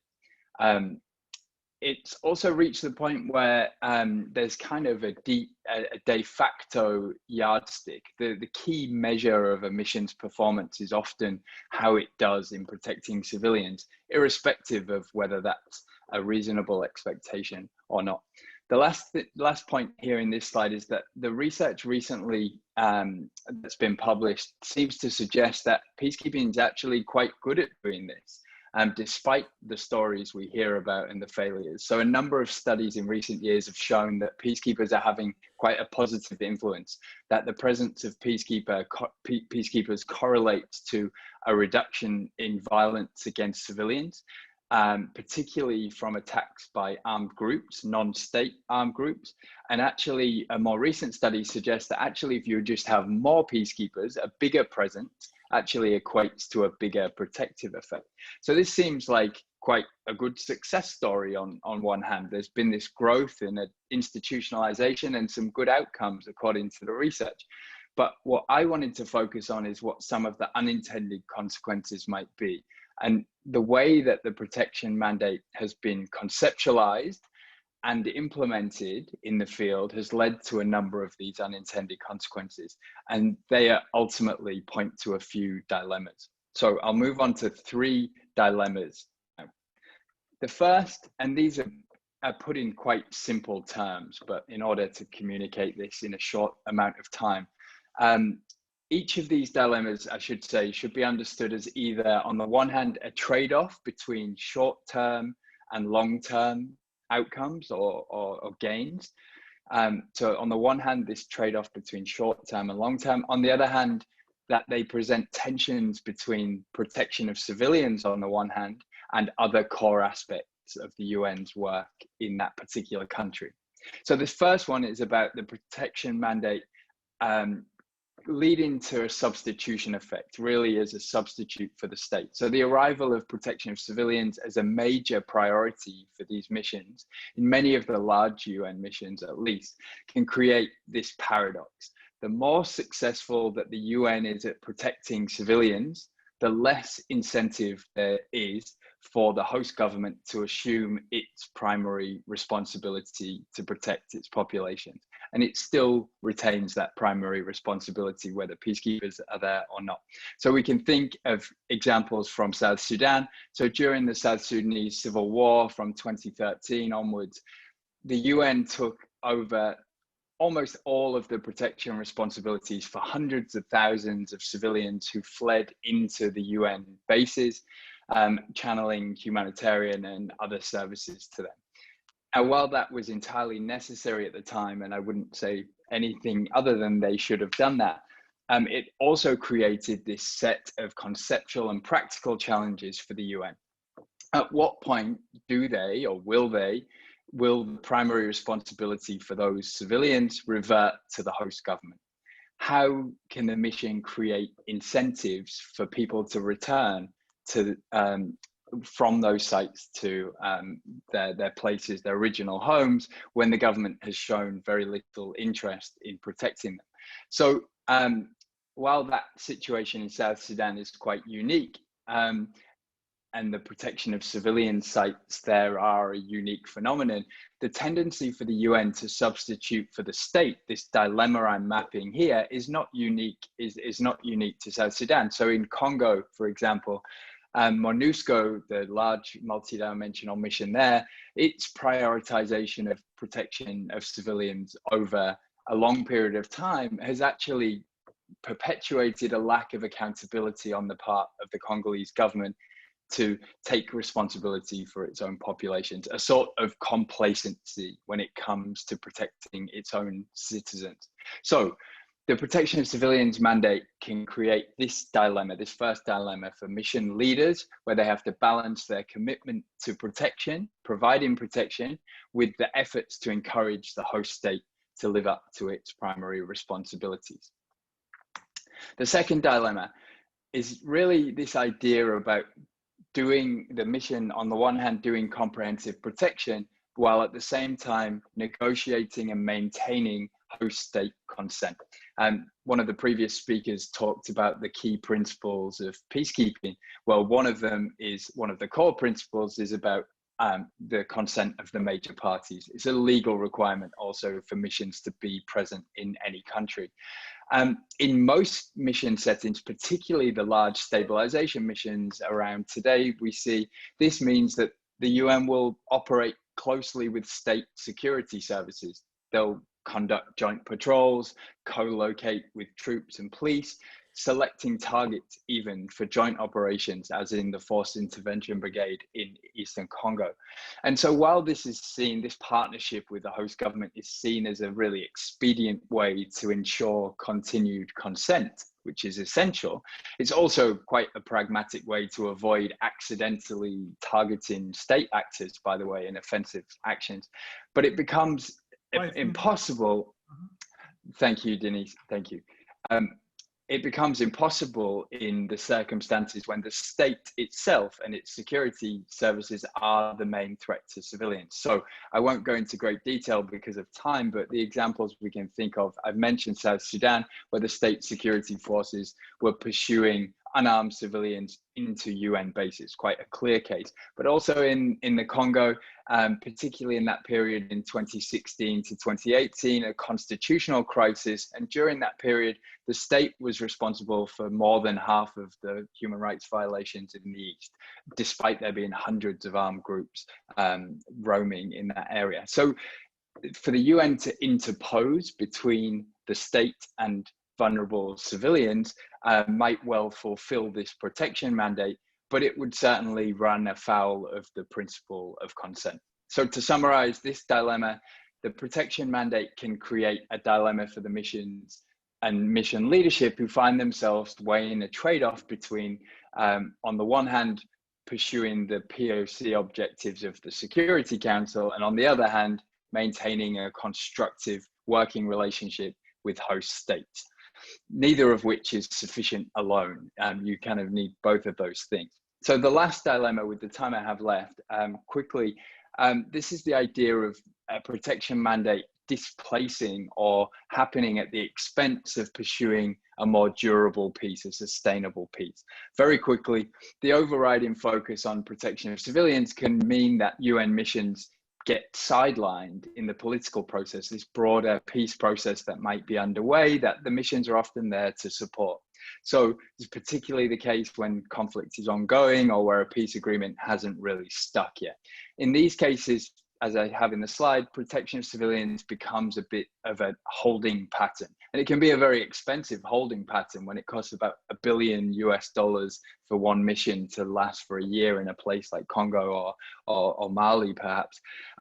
So this holding pattern leads to a series of crisis response, lurching from one protection crisis to another, and the UN's blamed for failing to respond, and can also be marginalized for being too one-sided if it's supporting a host government in one way. The upshot of that is that ultimately the UN's role as a third party and impartial arbiter in the political process can be sidelined. This second part to this dilemma is perhaps even more worrying, that the protection work not only takes over and dominates, but it can also undermine a peace process. And South Sudan's the perfect example here again, because by keeping the PO sites operating, by protecting and providing services for lots of people who are afraid to return home to some of their villages and don't have the incentive to, that goes against the grain of the revitalized peace agreement in South Sudan, which the mission is also there to support. So to summarize this dilemma, prioritizing protection of civilians often means that missions are less able to be proactive and articulate a strategic vision for the mission to support more sustainable solutions, a long-term peace, which ultimately lays the platform for their own exit. So with a minute left, if you'll allow me, Dennis, the conclusion is really to summarize my argument, is that the emergence of protection of civilians as a center of gravity for these missions, for many, these large missions at least, has generated some of these dilemmas. What we see is the idea of an endless mission, or this possibility of a POC trap, where missions lurch from one crisis to another and shapeshift in order to continue to deliver on their protection mandate, but don't deliver on other major priorities. What does this do? Well, it undermines a coherent strategic approach, as I have here in the second point. This ultimately makes civilian protection more difficult. If the sustainable protective environment isn't attainable, then protection becomes more difficult and the mission's exit strategy more elusive. Finally, so what does it mean? Well, it's certainly not an argument for discarding protection within peacekeeping, certainly not from my side. I think it's essential. I think it's a moral imperative for the UN to be involved in this. But what it does point to is the need for a clearer articulation of these trade-offs. We need to understand better what happens on the ground if we focus resources in this direction, what is left out, what are the consequences. And one major clear consequence is the need to shift away from this idea of an operational approach to protection, thinking of a set of activities that everyone does on a daily basis to reduce civilian harm, to rather positioning protection mandates within a broader strategic context for peacekeeping, thinking about how to improve the practice of protection and align it with broader mission objectives. So I think hopefully I'm more or less to time, Dennis, and I'll leave it there, but I very much look forward to the discussions and listening to the presentations to come. Thank you. Thank you, Charles. Thank you, dear colleagues. Don't hesitate to put your questions in the chat. Please, you are welcome. Коллеги, не стесняемся, вопросы в чате тоже задаем. Вот. Чтобы спикеры тоже как-то... So we need the questions. Yes. У вас вопрос, да, есть один, да? Ага. Okay. Let's go further on. We meet at this conference both international scholars and Russian scholars. And if we speak about international Western scholars, probably there are two major schools of conflict studies. I'm sorry to colleagues from other countries, but two major schools, right? One from United States, which is a school of conflict studies, and the other one is Nordic, Scandinavian, which is a school of peace research, of peace studies.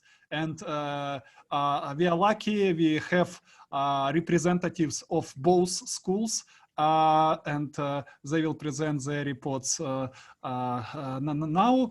And first of all, I would like to present Paul Deal. He is a legend of American School of Conflict Studies. He was a president of International Studies Association, but for me personally, you know, I specialize in quantitative analysis. Is what really valuable is that Paul Deal was a director of Correlates of War project. And even at our university, right, our students, second-year students, if you will ask them, do they know Correlates of War project? They will say, yes, we know, we use it. So it is a really pleasure to present Paul Deal. The floor is yours, Paul. Welcome. Thank you for those kind words and for inviting me. I'm going to try and share the screen, and let's see if this works. Are we okay? Yes, it's okay now. Okay. Yes. Please start the slideshow. Okay, there we go. Mine's a little different take on this, and it's thinking about how we determine success or assess peacekeeping operations. And the major difference I want to emphasize is the change in the way that peace operations have been conducted really since the end of the Cold War, and particularly in the 21st century.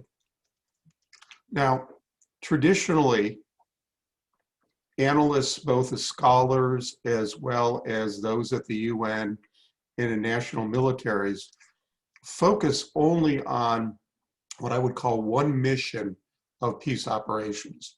And that's the traditional mission of ceasefire monitoring. That is to say, the focus has been largely on stability or violence prevention. And when one talks about whether the UN operation is successful or not, whether there's been peace, the emphasis has been what I've referred to as negative peace. That's the absence of violence or the mitigation of violence. And both the UN and scholars look at a series of indicators to measure whether peace operations have been successful. They look at the number of shooting incidents from snipers, violence in the area. They count civilian casualties that were the result of that violence. They look at casualties that have occurred to the peacekeeping force itself or to the combatants in a conflict. Or they use what scholars call peace duration, meaning they look from the time that there's a ceasefire and the deployment of a peace operation to the renewal of conflict. And the longer that peacetime is, the more successful the operation is. And I'm not saying that this is wrong, but I am saying that this is very limited and short-sighted. And I say that because while during the Cold War, peace operations primarily, if not exclusively, carried out this traditional ceasefire monitoring mission, often between two states involved in a conflict. But peacekeeping after the Cold War is dramatically different. My colleague Dan Druckmann and I have looked at peacekeeping operations from the beginning in 1948 up till those started before or including 2016. And we've looked at the various missions, and I don't mean mandates, but what in particular peacekeeping operations are charged with, the mandate, but also what they actually do, and classified the different missions into the list that you see before you. The traditional mission is listed at the top, and that is the mission of the ceasefire monitoring, putting a peacekeeping force between opposing sides.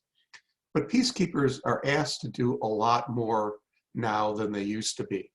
And so you'll note of the 71 peacekeeping operations that have been conducted in this period, there are the number and the percentage of operations that are conducted. If you're humanitarian assistance, those that deal with election supervision, those that are put in place before conflict, disarmament, demobilization, reintegration missions, those that are more coercive, protecting threatened groups, human rights protection, promoting local security, that's often considered security sector reform, SSR, promoting the rule of law in civil society, working to restore local governance, and promoting the restoration and reconciliation of post-conflict societies. And these change in missions have corresponded to the shift in the kind of conflict that peacekeepers are now sent to. They're no longer sent to exclusively or even very much at all interstate conflicts between two states, but they're more frequently sent to those that involve intra-state or civil conflict, often with an international component, what you might call internationalized civil war. And as you'll see there, if you look at the number of missions that peacekeepers are asked to do, the average is actually between 4 and 5 missions that they're asked to do during a deployment. So the idea that we are only looking at or evaluating peace operations by looking exclusively at the traditional or ceasefire monitoring mission is very short-sighted and unrealistic. To get a better sense of what peacekeepers do, how they can be effective, we need to look beyond one mission and to consider the fuller range of missions. And in doing so, by taking into account not one thing that peacekeepers do, but the many things that they're asked to do, there are a number of implications for that, for how we judge success or failure. First, we can't just look at one type of success or failure. And merely because there's not been a renewal of violence, we can't necessarily call the peace operation successful if they fail on the other missions. So typically when you look at outcomes of multiple missions, you'll find that some are very successful, but others are not. You'll look at some that have short-term successes, but not necessarily long-term successes. In cases we see that in places like East Timor. So the first implication is we can't be so narrow-minded as to look at only one mission. Second, we need to use different indicators per mission. The issues of violence and ceasefire monitoring are important, but we need to look at different other measures, indicators, outcomes.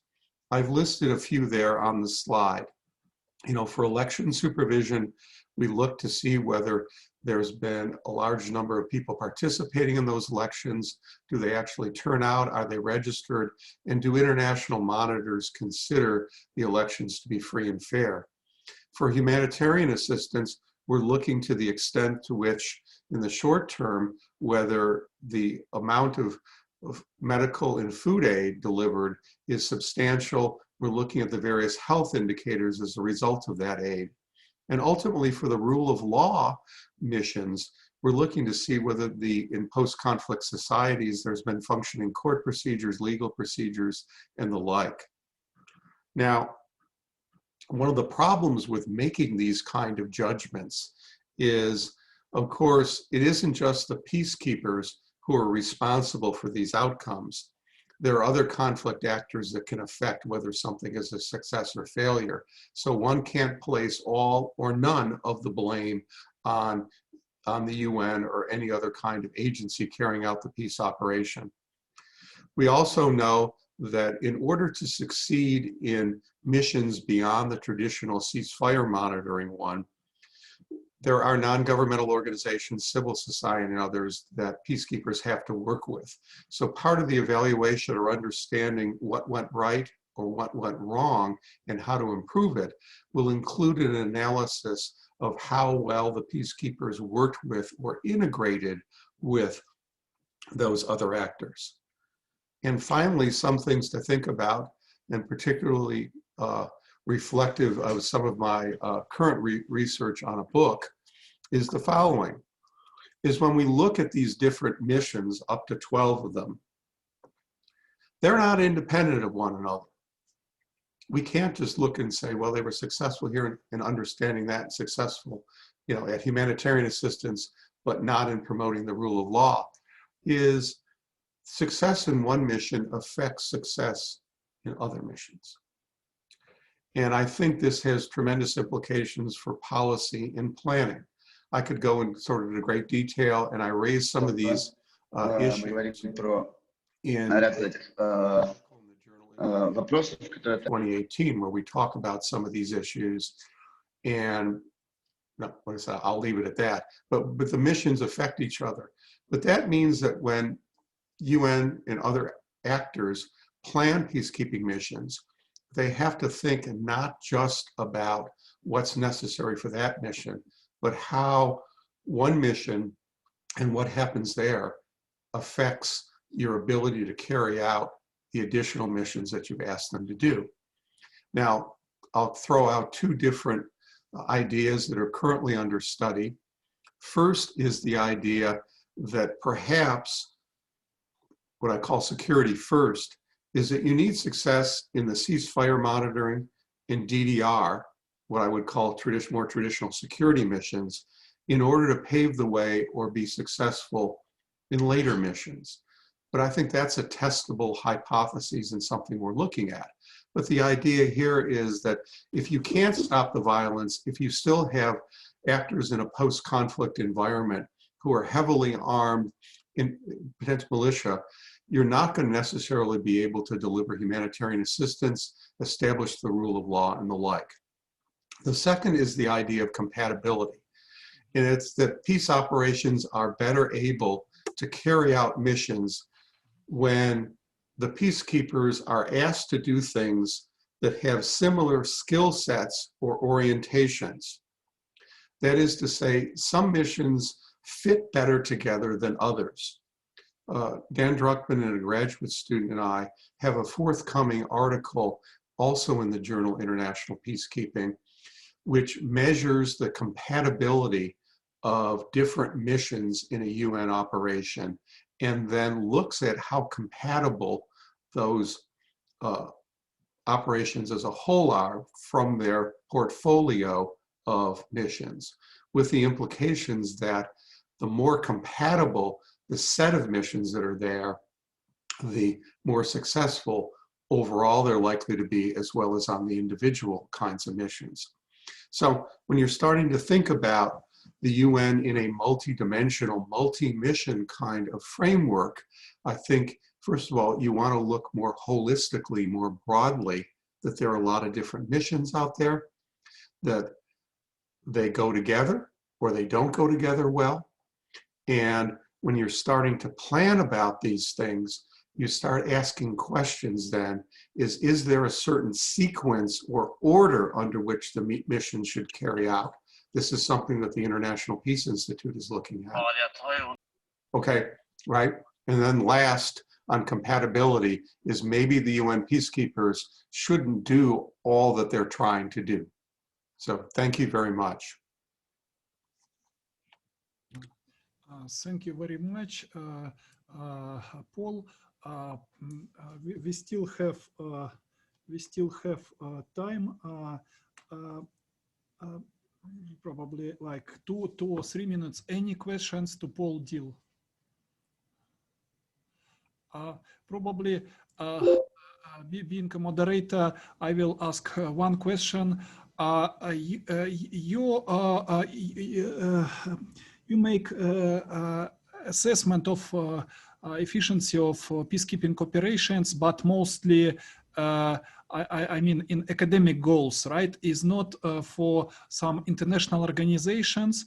And then, you know, since 2016 we have Sustainable Development Goal 16, and now peacekeeping also are taken into consideration as a part of official development assistance. And I guess they have a little bit other, within OECD and other organizations, they have a little bit other approach towards assessment of efficiency of peacekeeping.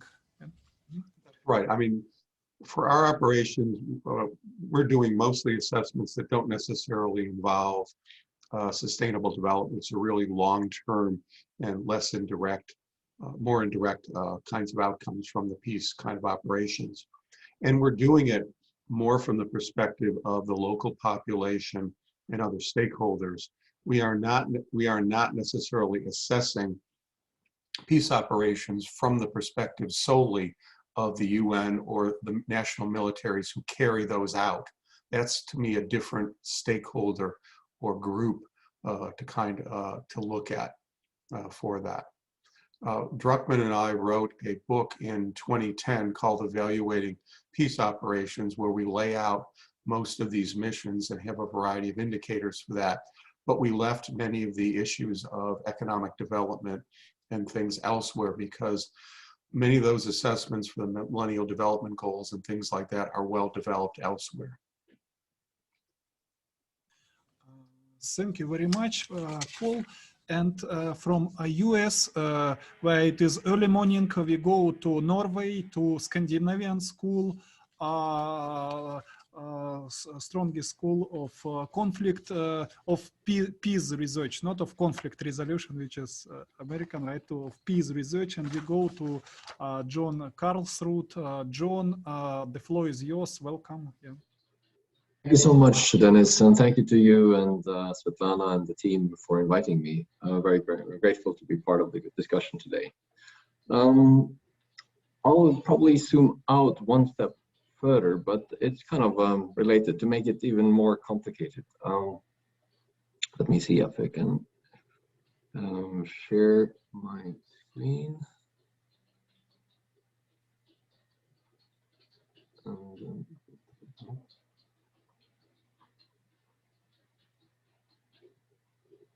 Just like this, and then start a slideshow. Yeah. There we are on the top. Yeah, so UN peace operations, they don't happen in a vacuum, and they are getting increasingly, they're getting competition out there. We see a lot more other types of missions, like what we call ad hoc coalitions. This presentation is based on an article that I have together with Yves Reikers in Third World Quarterly last year. So first, it's interesting to see that there has been significant resources poured into developing and establishing institutional rapid response mechanisms. Of the NATO response force is one example, very high readiness joint task force 2014, EU battle groups, the AU African standby force. But interestingly enough, none of these have ever been deployed in their institutional form. What we instead see is ad hoc coalitions. We see the Operation Enduring Freedom. You can see yourself here, the list I've put. Myself, I've looked at Mali in a couple of articles in Congo in the last few years. And we see these smaller type coalitions being deployed. Okay. So what's the kind of choices that member states make when going for an ad hoc coalition versus a rapid response mechanism or the UN peace operations? Well, the benefits, according to existing theory, the benefits of international organizations should outweigh unilateral action. And sociological institutionalists, they also underscore that legitimacy is important when deploying force. However, ad hoc coalitions, they have other benefits. They are seen as more effective, more efficient. They can enable states to further national interests, to cut bureaucratic delay, red tape, avoid future precedents, and so forth.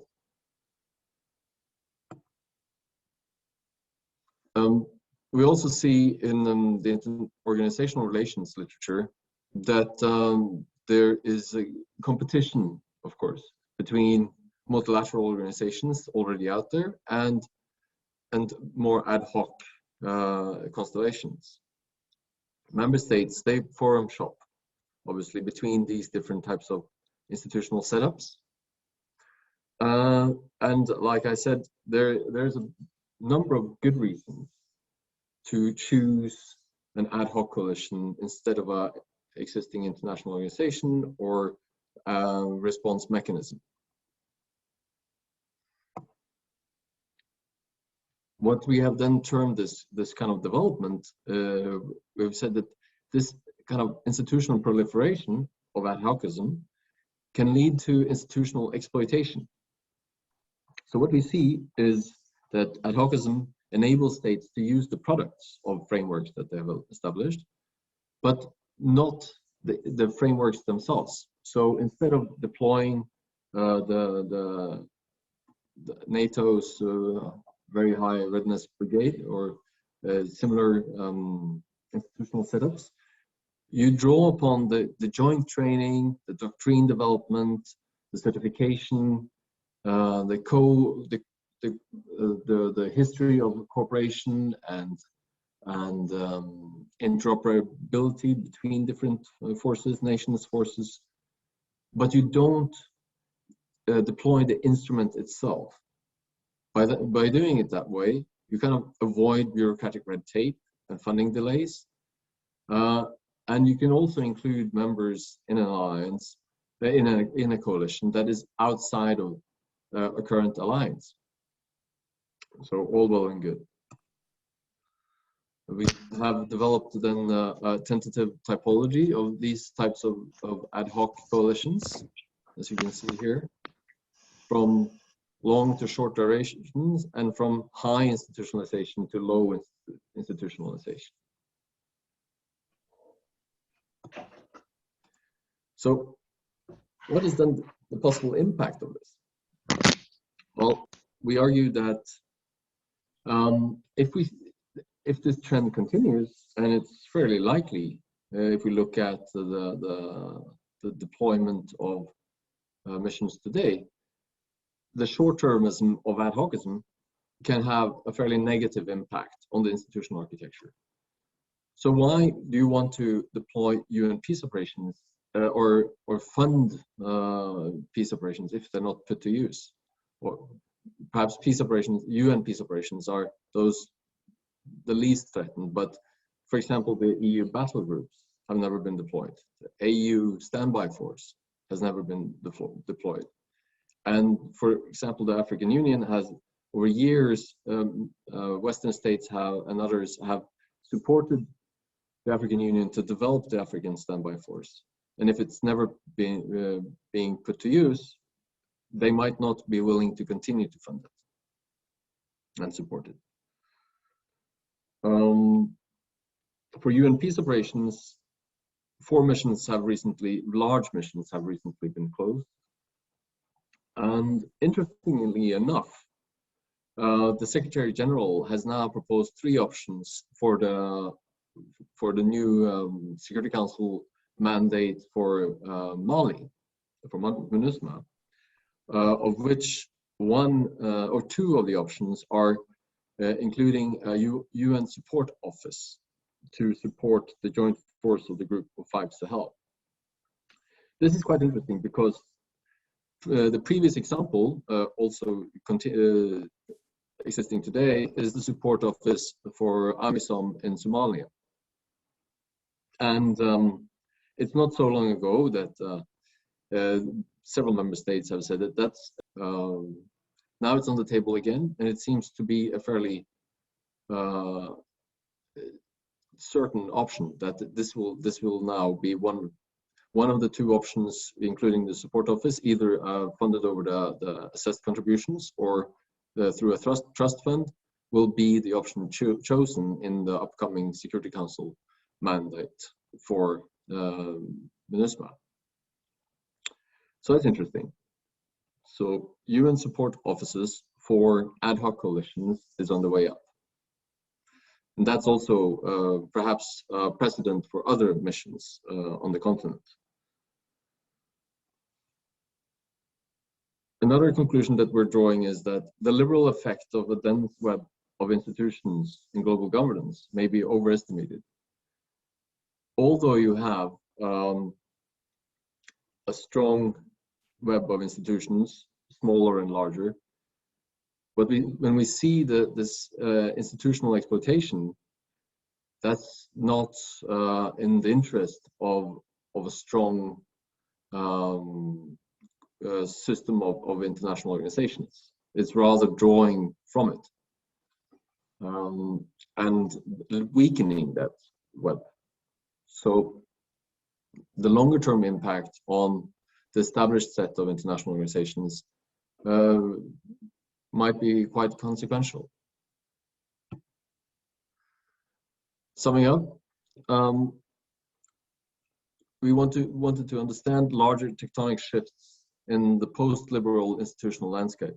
So what is the role and relevance of international organizations in solving global challenges in the future? So for UN peace operations, what role will there be in the future with the rise of ad hoc coalitions? And going forward, we would like to explore this further in other areas. And we recently received a large grant in Norway to do so. What is the case in health, for example, the Gavi, the Bill Gates Foundation, versus the role of WHO on vaccines? Climate change, it's a plurilateral organization involving member states, corporations, and other actors on carbon pricing versus the UN climate change. On trade, since the Doha round, trade negotiations on a global scale have basically stopped fully stopped. And instead we see plurilateral agreements on a regional or between different types of actors. So that's very interesting areas to continue the research on ad hocism in international, in global governance. Thank you. Hope this was of some interest. Thank you very much, John. Dear colleagues, don't hesitate to ask your questions. You could raise your hand or write in chat. John, as a moderator, I would probably ask you one question. You know, now everybody speaks about this possible power transit, right, between US and China. And you know that, for example, if we speak about multilateral development finance institutions, we have already like Asian Bank for Infrastructural Investments, which is almost as influential as Bretton Woods institutions are. But if we speak about international peacekeeping institutions, right, whether there will be some rivalry of international institutions led by US and China, probably in 3, 5, 10 years. What are appraisal? Yeah. Very interesting question. As you say, China is increasing its contribution to global public goods, commensurate with its rising position as a major power in the world. That's quite clear. And as you say, they follow perhaps two different strategies. So in some areas, at the same time. So besides the Asian Development Bank and other instruments, the Belt and Road Initiative and so forth, they're also increasing their power in existing Bretton Woods institutions. So the IMF, the World Bank and so forth. But in UN peacekeeping, we haven't seen a kind of a double strategy yet. They are increasing their power and their support to UN peace operations. And I think that's a very good thing.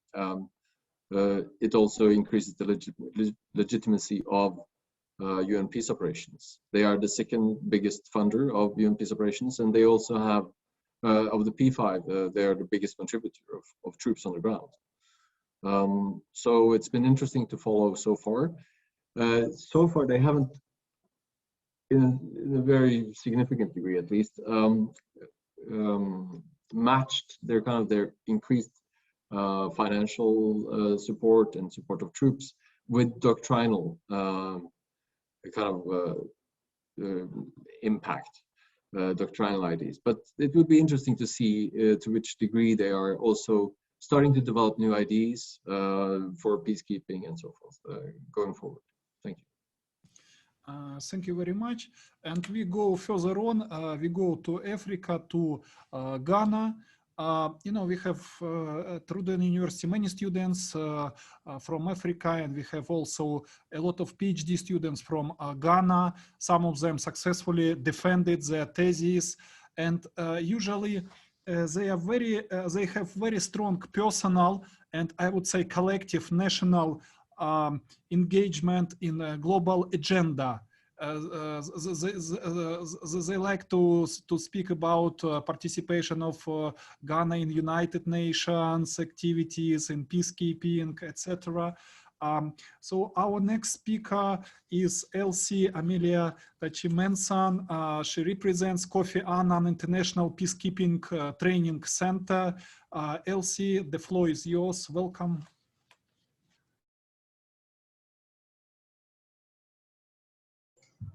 Thank you, Dennis. Thank you for the invitation also and inviting me. I'll try to share my screen now and then make a quick presentation. Hopefully the questions will follow. Okay.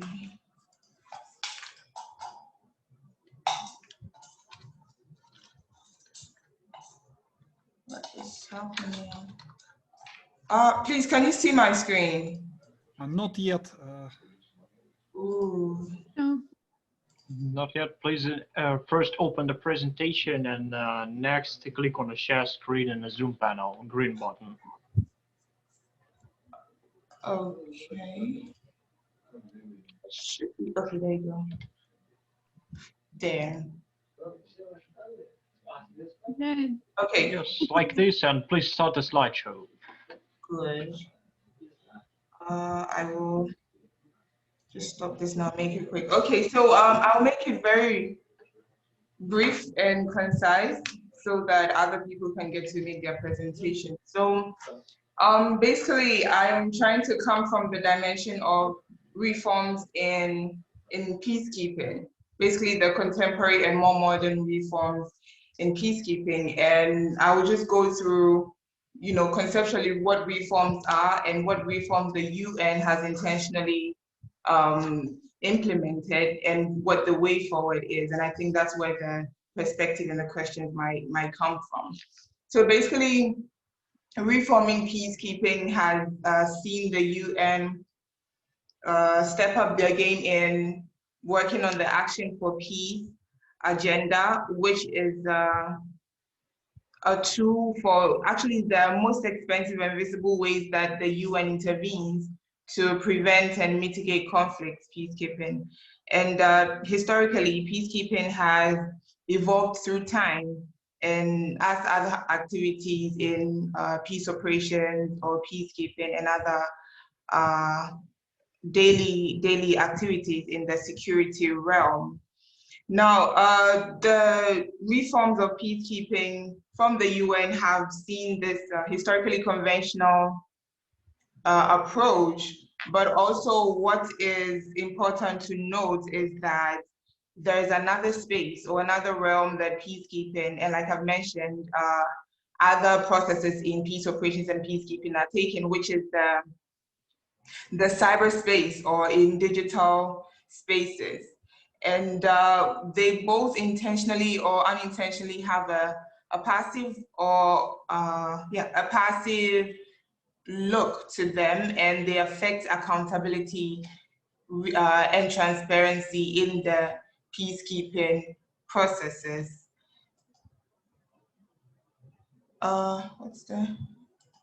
Okay, so in the UN, even the UN has intentionally made the effort to advance their processes in a digitized space and an innovative space as well. So these are the ways that they have.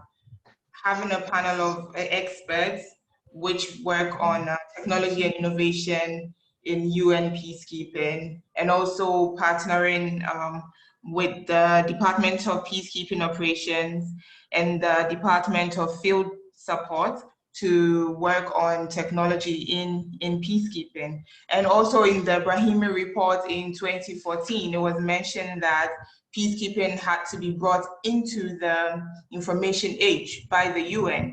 However, it was also stated that the UN has not been able to keep up the pace when it came to technological advancements. And so it just brings me to the inevitable cyber approach of peacekeeping, where the UN is making conscious efforts to make reforms and include the cyberspace in its modern approaches in reform. However, when we look at it from a holistic cyber approach, it creates more actors in the whole peacekeeping process, which is not just the UN, but also seemingly every other individual on the internet who has, you know, access to basically anything, any type of information, any source of data, whether it's legitimate or verified or non-verified.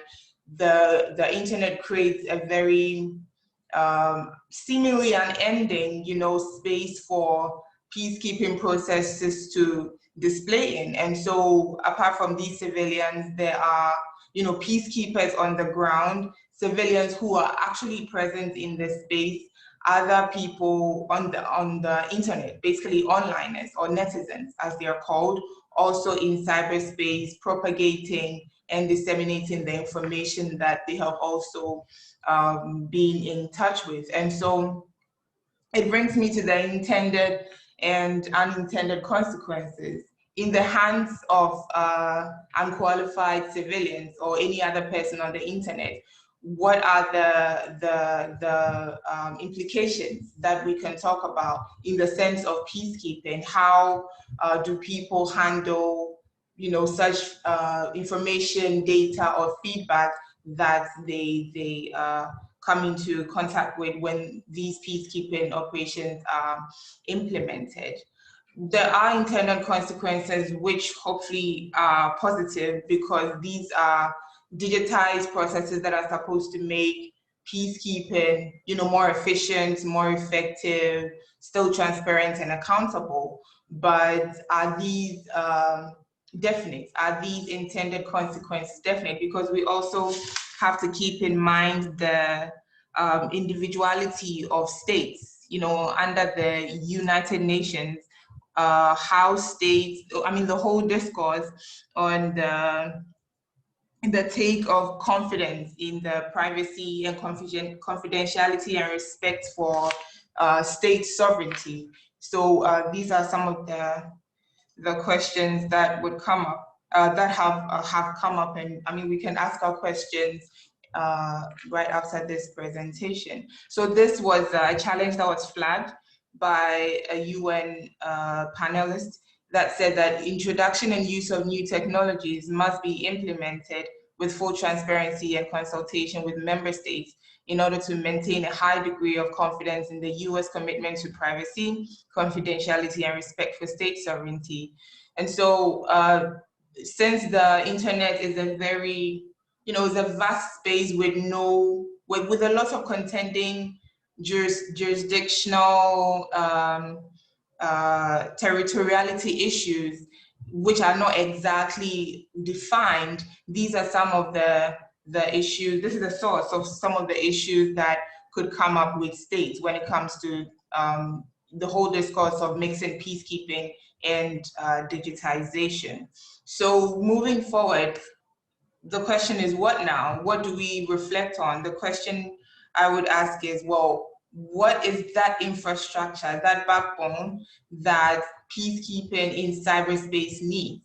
And so if we're supposed to propagate peacekeeping while still being very efficient and effective, and you know, just as digitization is supposed to be, make things easier, make things faster, it definitely comes with its own disadvantages.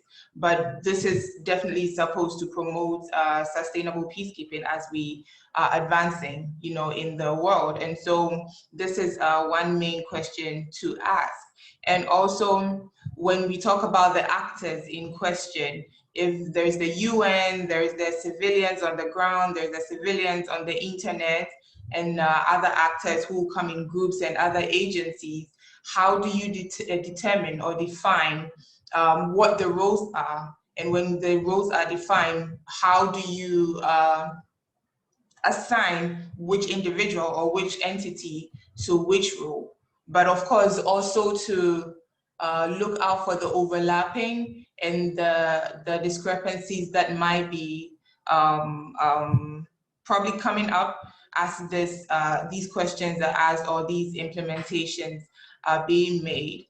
So for now, this is the end of my presentation, and I'm open to thoughts, suggestions, and questions. Thank you.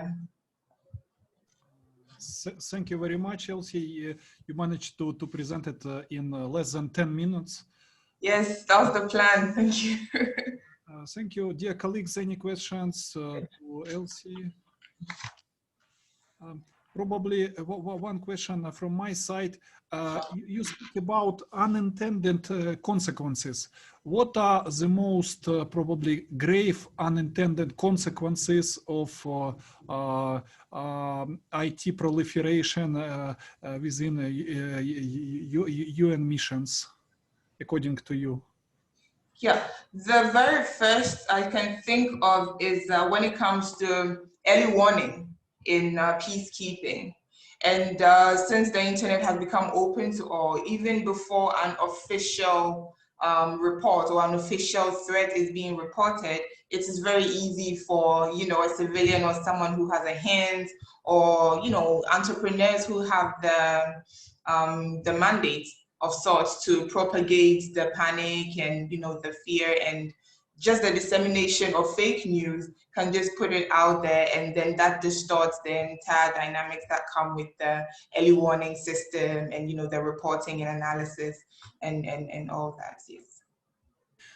Thank you, Elsie. And we have one more question, very strong from Walter Dorn, right? Elsie, what do you think of the possibilities to do peacekeeping in cyberspace? Cyberspace.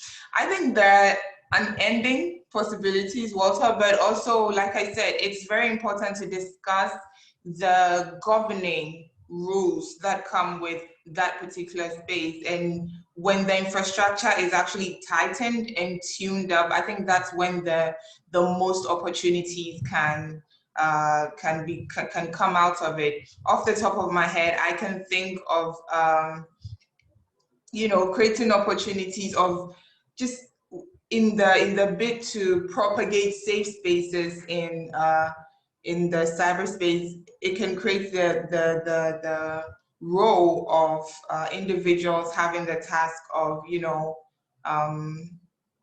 yeah, creating that awareness, which is like I'll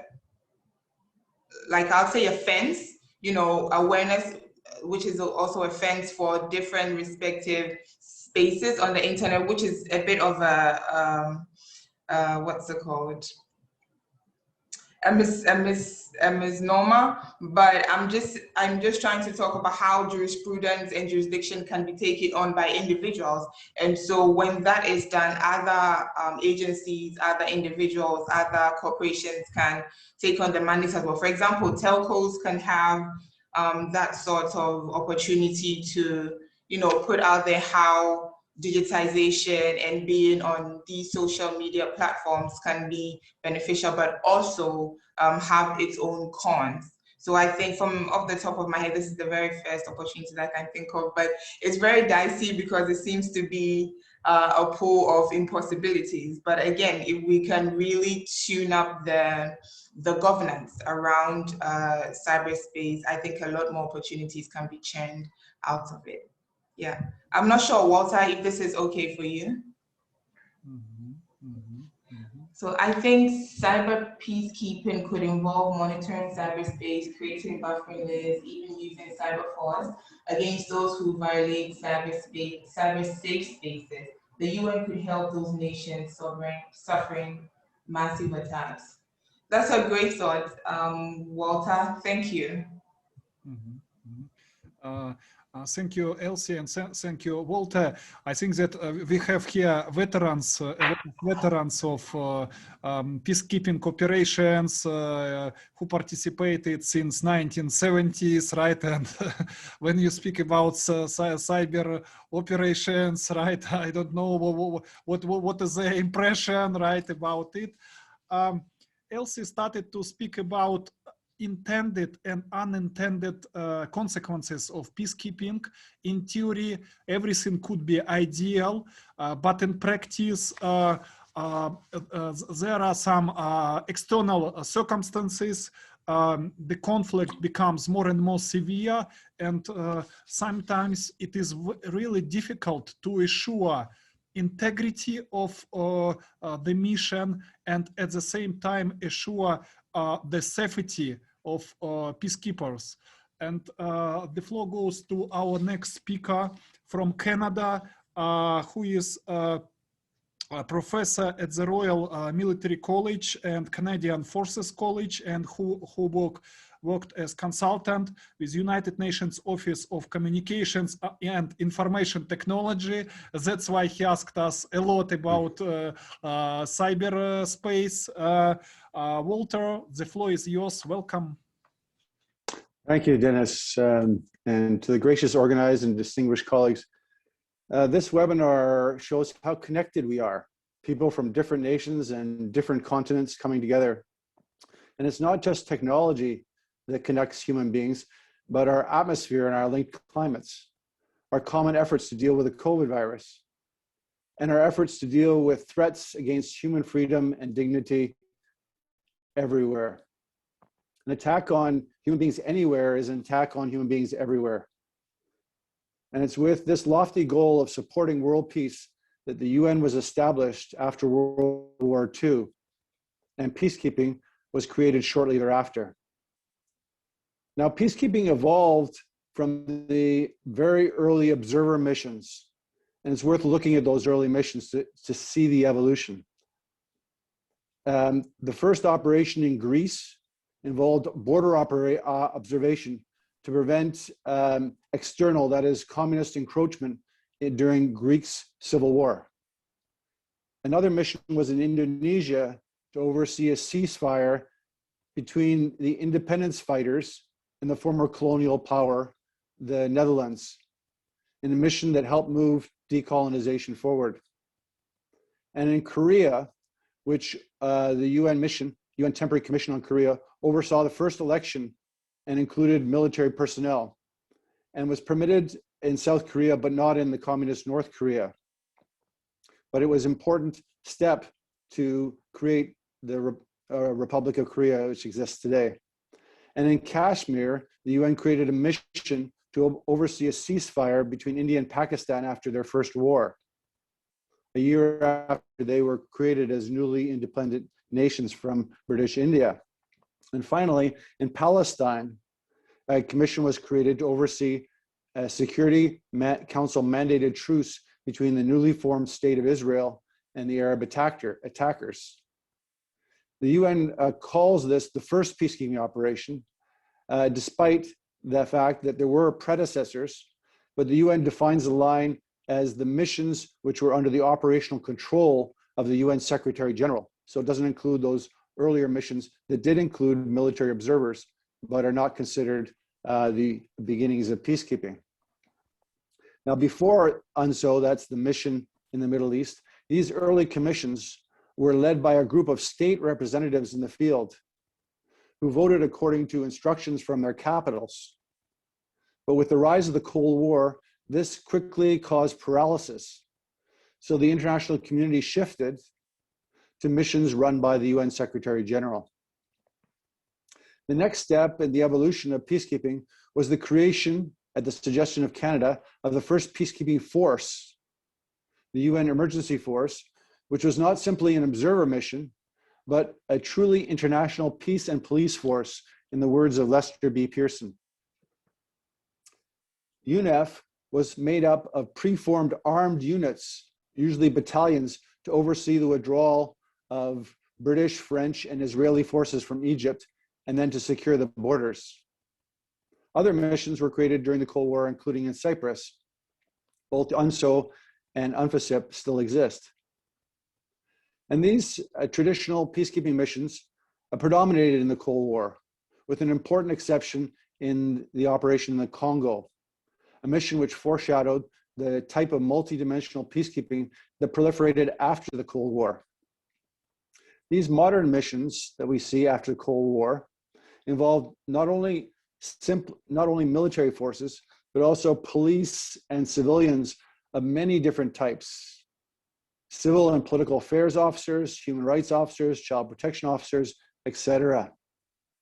Surprisingly, the same principles that applied to traditional peacekeeping, which were mostly devised by the ingenious Secretary General Dag Hammarskjöld, these same principles also apply to modern multidimensional peacekeeping.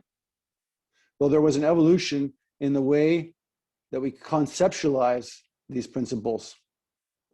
On deeper reflection, perhaps this is not so surprising, because the principles are useful not only in peacekeeping, but also in international affairs more generally, especially in the work of international organizations. So I thought I'd look today with you at the trinity of principles, of peacekeeping principles, of consent, impartiality, and the defensive use of force. Now, first, consent. Peacekeeping missions must have the consent for their initial deployment. And that means the consent of the main parties to the conflict. And since peacekeeping missions are not an occupying force, host nation consent is essential to respect sovereignty. But beyond that, even beyond that, the deployment requires the consent of other parties to the conflict. And this is to make sure that the mission does not become party itself to the conflict. One dilemma arises when one or more party does not agree. So sometimes the UN must work post the initial deployment to win over the conflicting parties. And that might not be easy if the party is a spoiler to the peace process. So sometimes this rule of consent of all parties has to be waived, and that you need the consent only of the main parties. Another dilemma arises when the host state is not democratic. The UN seeks to promote democracy, yet it must work within authoritarian states, particularly in Africa, but also elsewhere. Such authoritarian states may be led by presidents that have changed their constitution to extend their rule. Some imprison political opponents. Some oppress the opposition, except perhaps some token opposition in order to claim to be a democracy. And they do not permit truly free and fair elections. So this means that the UN is forced to cooperate with such regimes while still applying a respectful modicum of pressure to move towards democracy.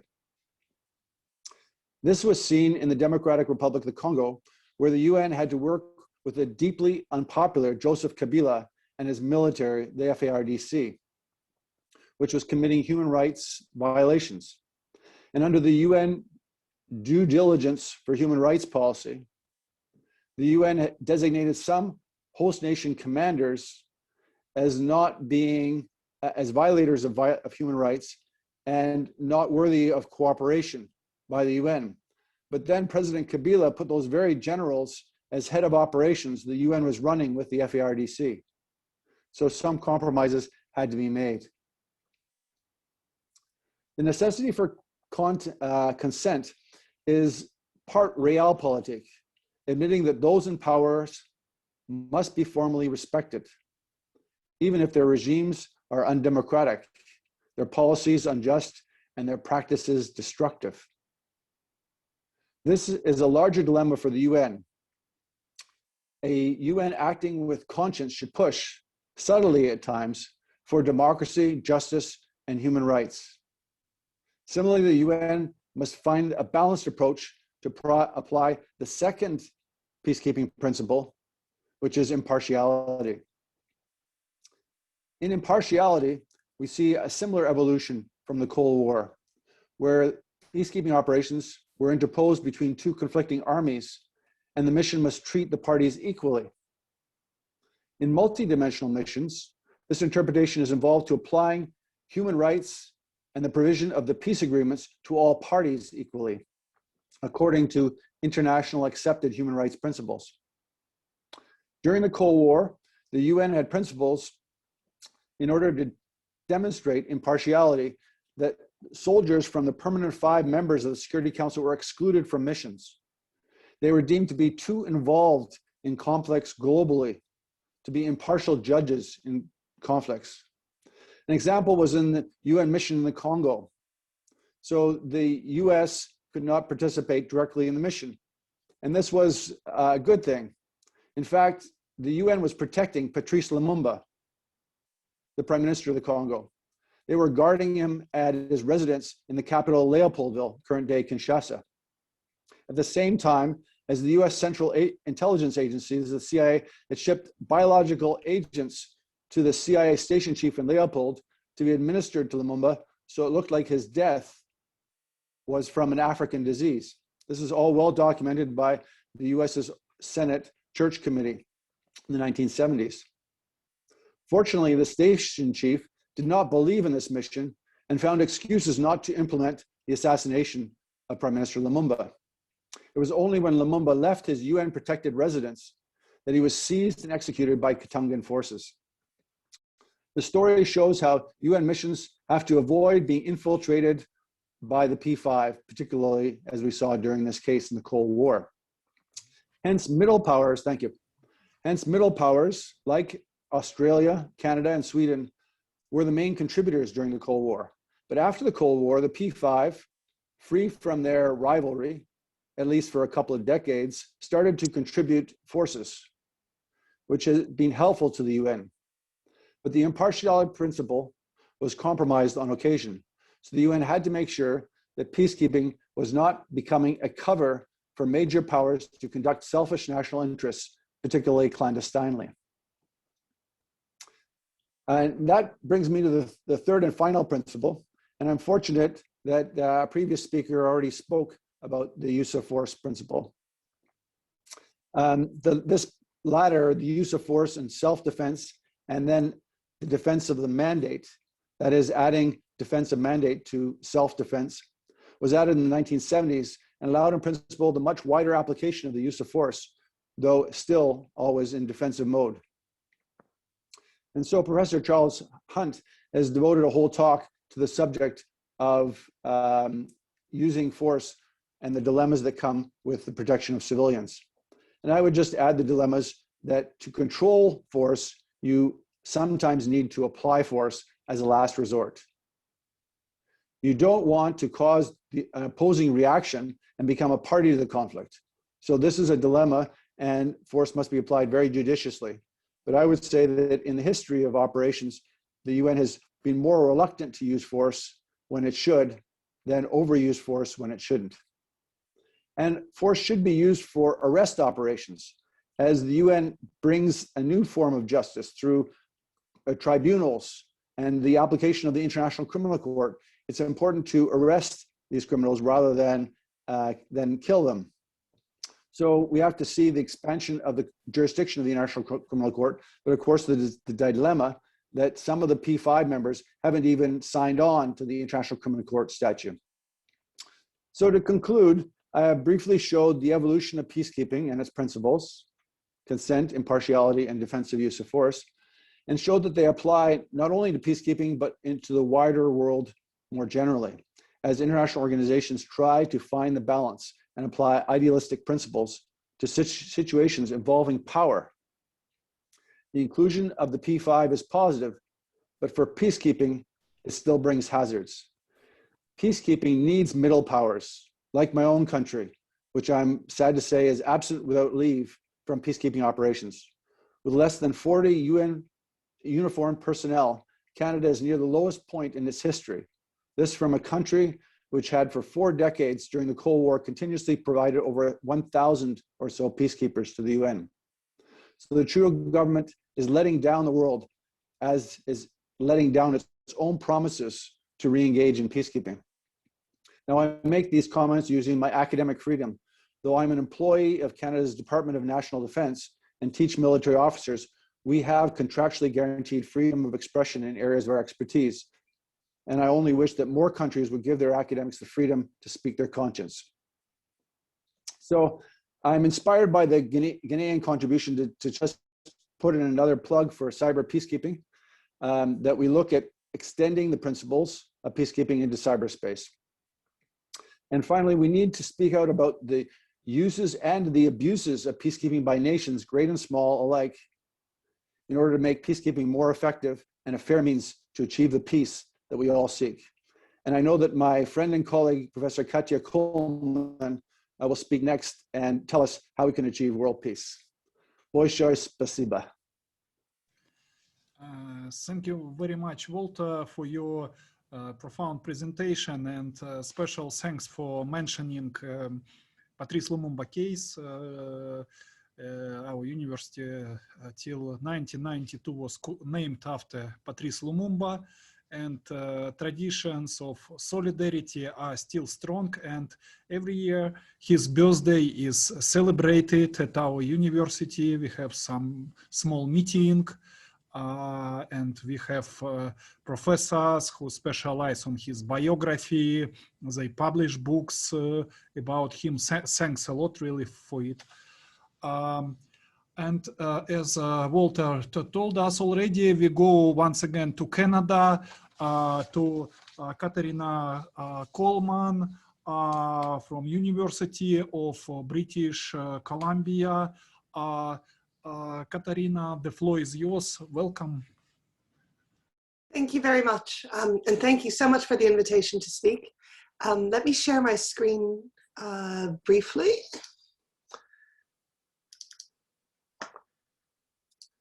There we go. Did that work? Perfect. So very fortunately, despite the kind words of Professor Dorn, I don't have to come up with a solution to world peace. I will simply take a much smaller part of this and address the issue of downsizing, which a couple of colleagues have mentioned already is currently the order of the day in UN peacekeeping. And to situate this, taking just financing as a proxy for size and effort in UN peacekeeping, what we see here is the overall evolution. So comparative historical perspective, which Professor Dorn has talked us through already, we're still at very high levels of peacekeeping, but there's been a noticeable drop over the last 5 years. And it's this curve that I'm going to kind of zoom in on in this presentation and think through the implications of. So if you like, this is the very tip of that particular curve.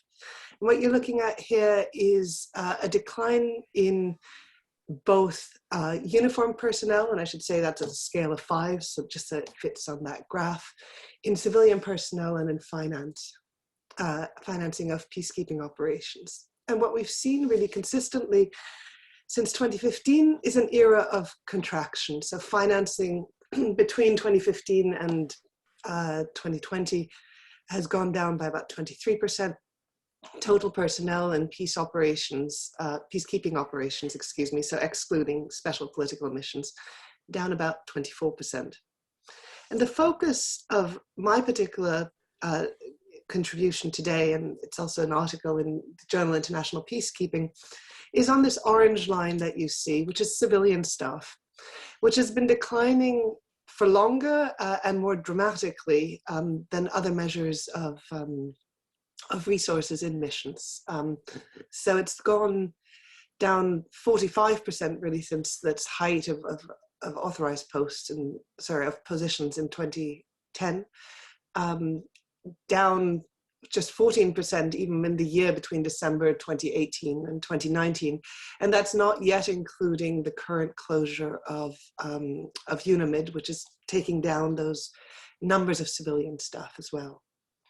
And what's behind these reductions is, on the one hand, closure of some missions, and on the other hand, reductions in ongoing missions. And this is going to be important to thinking about how the implications of this kind of downsizing play out. Because what I'd like to put on the table is to think about how downsizing is affecting ongoing UN missions. And it's part of a larger question that, again, colleagues have mentioned the slogan that we often hear at the UN about doing more with less.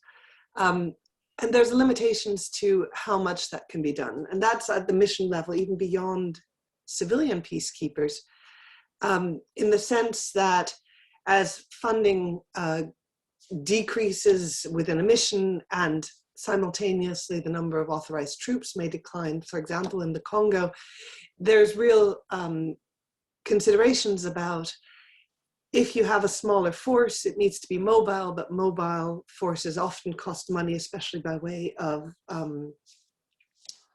especially by way of air transport. So the large question is one of, to what extent can missions really do more than less in this era of downsizing? And at what point do we get into a scenario in which there's a danger of doing less with less? The reason I'm focusing particularly on civilians is, on the one hand, as I suggested earlier, it's been a particular area of reduction. Civilian staff are also in a unique position in the sense of being employed by the United Nations, as opposed to troops which are contributed by states, but these are troops who, of course, remain in national employment. So when they leave a peacekeeping mission, they go back to their original or their home country positions for the most part.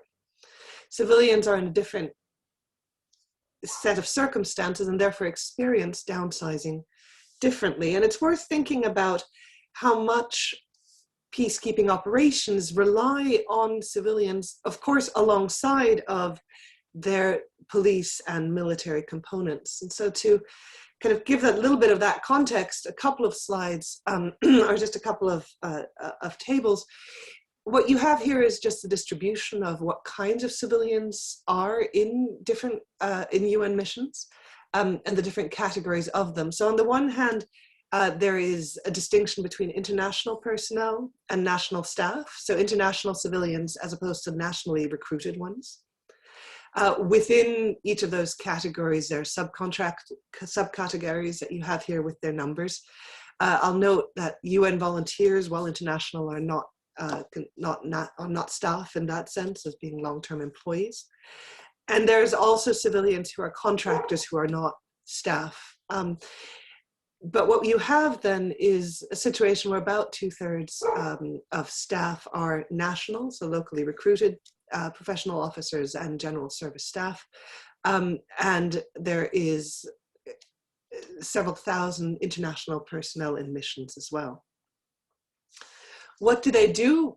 Well, again, one rough way of kind of sketching it out is to sort of plot where they are in missions.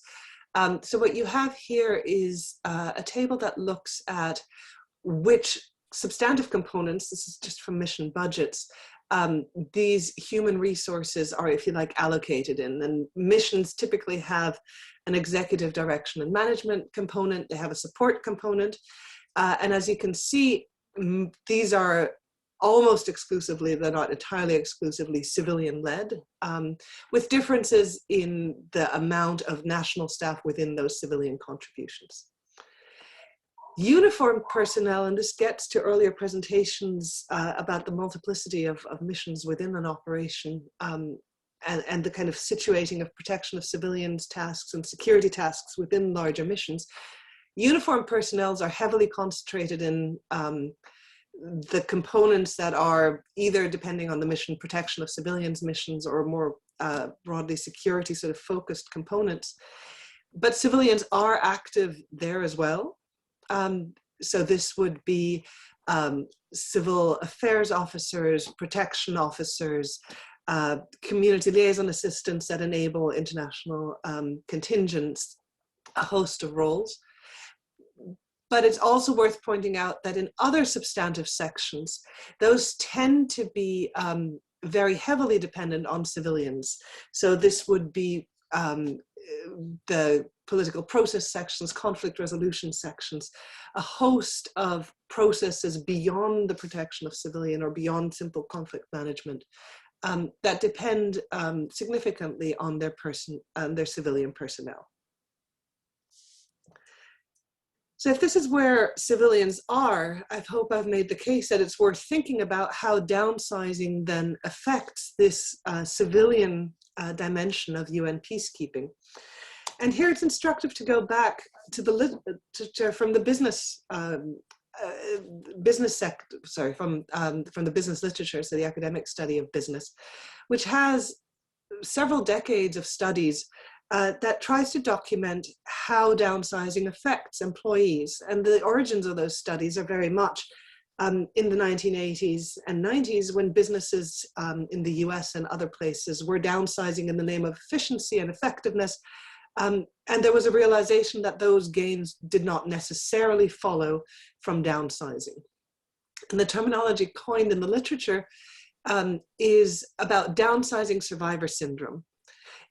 The essence of which is that when staff go through downsizing cycles, especially under particular conditions that I'm about to get into, it is not only an effect on those who lose their positions, but those who remain in their positions can be affected negatively in ways that undermine the performance of the employing body.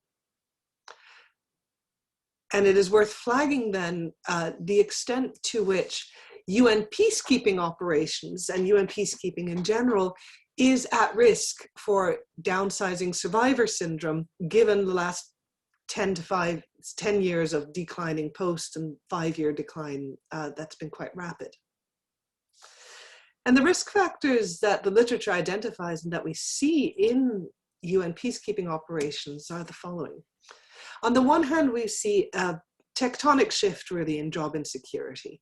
If you remember that initial slide that I showed about that massive increase of UN peacekeeping in the 2000s, there was a good 10 years in which, although civilian staff often had what's called fixed-term contracts, there was a justified expectation that these contracts would be renewed every year because missions were expanding, because there was a large need for manpower and womanpower, and because there were new missions opening. That is no longer the case. There is now, and has been for years, a net decrease of positions, of civilian positions in peacekeeping operations. And even those civilians who hold continuing contracts are aware that if missions close, they may lose their job security. So there's a tectonic shift in understanding how long missions are going to be going on full and whether jobs are going to be secure. The business literature is clear that process matters and perceptions of the process matters. So downsizing survivor syndrome is more likely when there's a sense that downsizing decisions are made in a way that is opaque, that is not perceived as fair. And there's some risk to that in UN peacekeeping operations, partly because downsizing decisions are made in part during budget negotiations at UN headquarters that can feel very removed from UN missions on the ground. And in part because the processes by which downsizing takes place, so there's a comparative review process, is sometimes perceived as, especially by national staff, but also by international staff, as complex and not fully transparent, especially in the context of performance assessments being seen as too uniform to be fully representative of performance. Downsizing survivor syndrome is more likely where employees are what's called high commitment employees, which means both and or the following. On the one hand, if you're highly committed to the purpose of your job, so idealistically committed to, in this case, UN peacekeeping, and if you have few alternative job opportunities, which is also the case both for national staff and for specialized international staff, you become more and more committed to the job that you have, and therefore downsizing prospects raise increased stress. And a stratified workforce is a danger, a risk factor for downsizing survivor syndrome. And UN workforces, civilian workforces are stratified. This distinction between national staff and international staff that I pointed to is a strong distinction in many missions. Peacekeeping downsizing has affected both sets of actors. What you've got in green here is national staff, and then you've got international and field service staff.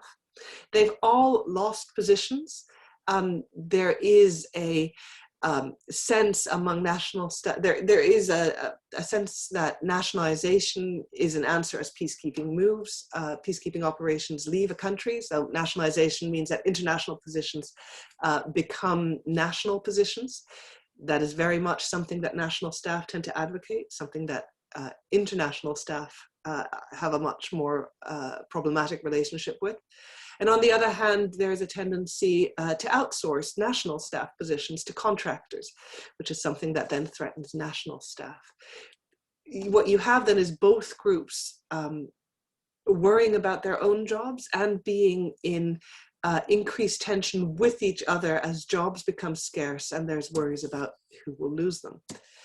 And then the last thing that downsizing does, and this is downsizing at the global level, so across all UN missions, net losses of jobs, although some do expand, is that what used to be the major sort of human resources escape valve in missions, which is that employees can move to other missions, which is a way for international staff either to leave positions that are not a good fit or to find future career prospects, and a way for national staff to become international staff and accede to the privileges and salaries of international staff. Intermission mobility declines when there are less positions and when downsized staff who hold continuing contracts have first priority for those positions, which means that civilians cannot move as much as they hope to, and that enhances, or if you like, creates additional frustrations that make all of these previous factors all the more felt. I have very little time for remedies, but to simply flag a few, there is a clear continued relevance of the tasks. Several of the previous discussants noted that there has to be political dialogue and a context for protections activities. So both because civilians play a large role in those non-protection tasks and because they play a role in protection tasks, the motivation and the ability of civilian staff to fulfill their roles remains very much relevant to the success of peacekeeping missions overall. In the short term, addressing downsizing survivor syndrome means finalizing a downsizing policy, linking that to mobility planning, possibly also, I would say, to transition support. So if one is downsized, are there less ad hoc ways of placing peacekeepers who are losing their positions in other places, within the UN system or beyond it? In the longer term, and this has been already, it's been part of the Secretary General's agenda for a while, a more comprehensive performance assessment so that there's more transparency when it comes to downsizing, arguably more career planning, despite the fact that these are often fixed term contracts. Effectively, peacekeepers do have to plan their careers in order to function well now. And there's a need to address stratification tensions that arise within missions. So with all of that, thank you very much for your attention. And I hope there is some time for discussion. Thank you very much. We have one question from John Karlsruhe. I guess is very closer to what he was speaking about, proliferation of ad hoc coalitions, right? John, please, yeah. Thank you, Kathy, for a very interesting presentation. I think it's basically, as you said, Dennis, it's the flip side of what I was presenting. I was wondering, do you have updated numbers after UNAMID? And second, when you talk with staff, what do they think is the kind of the future? Where are we going from now? Will there be a continuing of a downsizing of several missions being cut, or what do people say and think inside the organization? Mm-hmm. So the more systematic numbers, the place to get the kind of overall numbers is the staff composition report, and they tend to go a year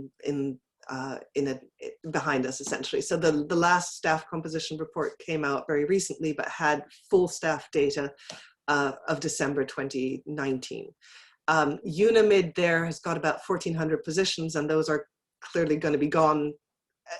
The mission has closed, it is still withdrawing, but by the middle of this year, it's supposed to be withdrawn. So you can minus 1,400 posts there.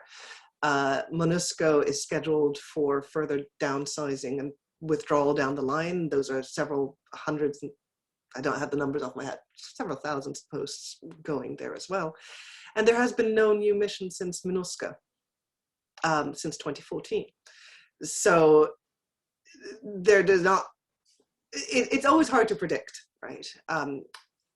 MONUSCO has increased its uniform personnel, whether that's going to translate into a civilian increase is different. The overall trend in the next few years looks like it's at best stable, probably down. In the next year or two, we'll look at more downsizing. Unless alignments change and there's a new mission created, which is always possible, but not looking currently extremely probable given all sorts of dynamics. Which means peacekeepers, I think, are asking exactly the question that you're asking, which is, well, what is going to happen? where are we going to go, and who is going to leave, right? If you downsize with a large emphasis on seniority, you lose your younger peacekeepers, you lose female peacekeepers. As you go again, where are those people? Are they available at the drop of the hat?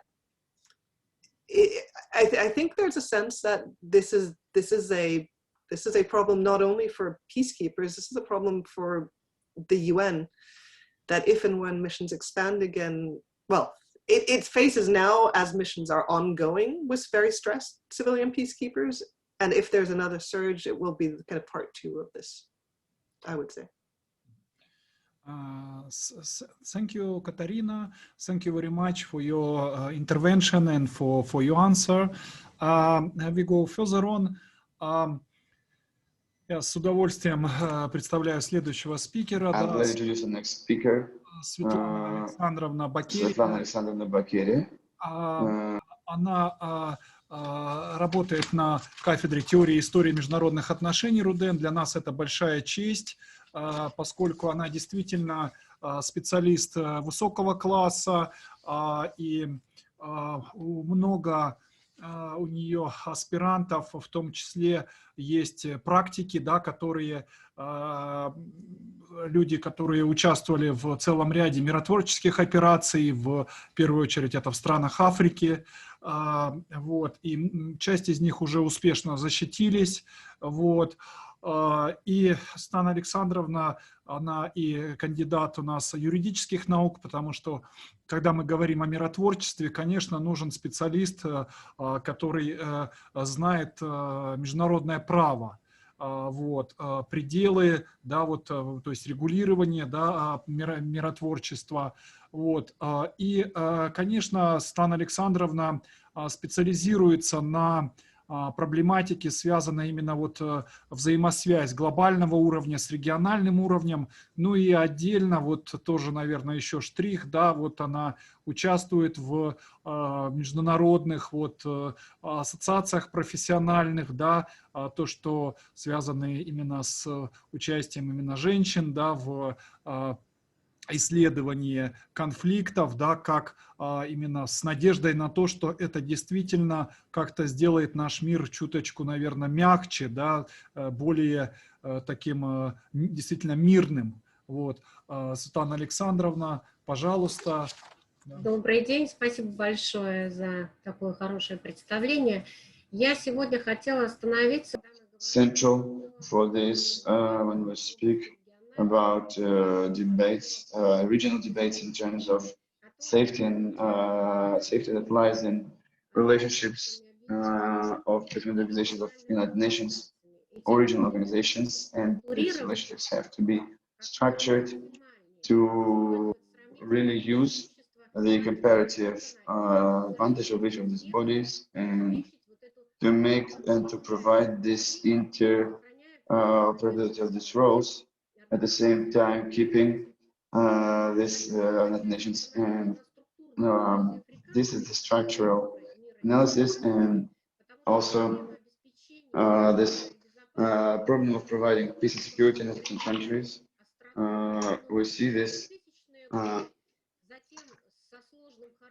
2020 then, with the complex character of conflicts in Africa and the uniqueness of situation and situations, they react to African crisis with this. It leads to the situation when African leaders make a decision and create their own mechanism within the framework of the African Union, and also created protocol of it also unites organizations and systems that unites organizations and systems that are aimed at preventing and peace and regulating this continent, and also plus the post-conflict regulation. And of course, the key in these organizations is EBSA, the Peace and Safety Council, that carries out joint activities along with system of early prevention, and this is the Safety and Security Department of African Commissions, as a group of wise men and fund of the world that is responsible for funding the African Union activities and providing safety measures and security on the continent. So the spectrum of tasks includes in itself not only conflict prevention, but also holding any peacekeeping operations, humanitarian operations, and other activities, and human rights and others. So it's also a coordination center and economical organizations, communities and structures. And also, of course, I would like to add that these questions on partnership, the question on partnership and regional activities, this is changes not throughout creating the African Union, but it appears with the agenda for safety and world all over the world. And it also, we can see that the Organization of United Nations, African Union, them, they work quite tightly. We see this, they work in, we see this, we can track this partnership when we had this documents formed in 2012, and we see this when we have these competitions, we see this relations between these two countries. They significantly expanded, and in the year 2020, in the year 2010, the General Assembly in the African Union for strengthening the partnership for African Union, and of course, joint partnership developed in the context of preventing conflicts. And we see this combination of this partnership when they make this. We see this United Nations strengthening partnership in safety and security. We see this. These are about relationships in African Union.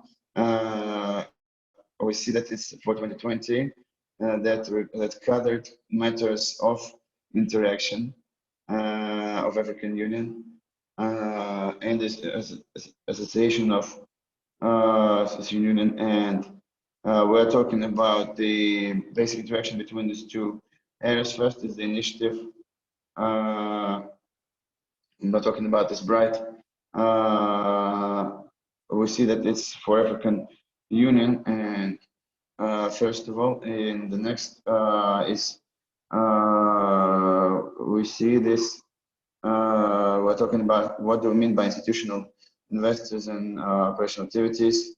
We're talking about constitutional activities, that we're talking about strengthening the potential of the Commission of the African Union, and including support of Secretariat, and also we're talking about the operation activities and the organization of African Union and other Union. They expand partnership in providing them with maximum strategic facilitation of the goals of these two organizations. The next question is the agenda on women and peacekeeping, women and safety and security. This is just a starting point for tight interaction between the interactions and to prevent conflicts and to prevent this crisis areas, and the African Union and the United Nations.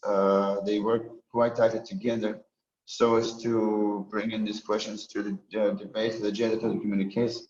And despite the fact that women peacekeeping has long ago proven this one, and for this, now we're talking about now we're promoting these questions, the two organizations in interaction that are quite high priority and important.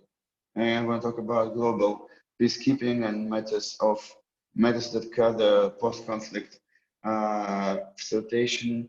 We're talking about the framework of global and regional peacekeeping operations, and also in 2003, when the need significantly grows for this, and especially in Africa, where many missions are created in situations that cover Ethiopia, Eritrea, Liberia, and Also, we need to say that in 2001, the number of peacekeeping missions reaches quite significant peak, and it has to also impact the necessity of bringing in regional level interaction within the framework of peacekeeping and identifying various areas of interaction.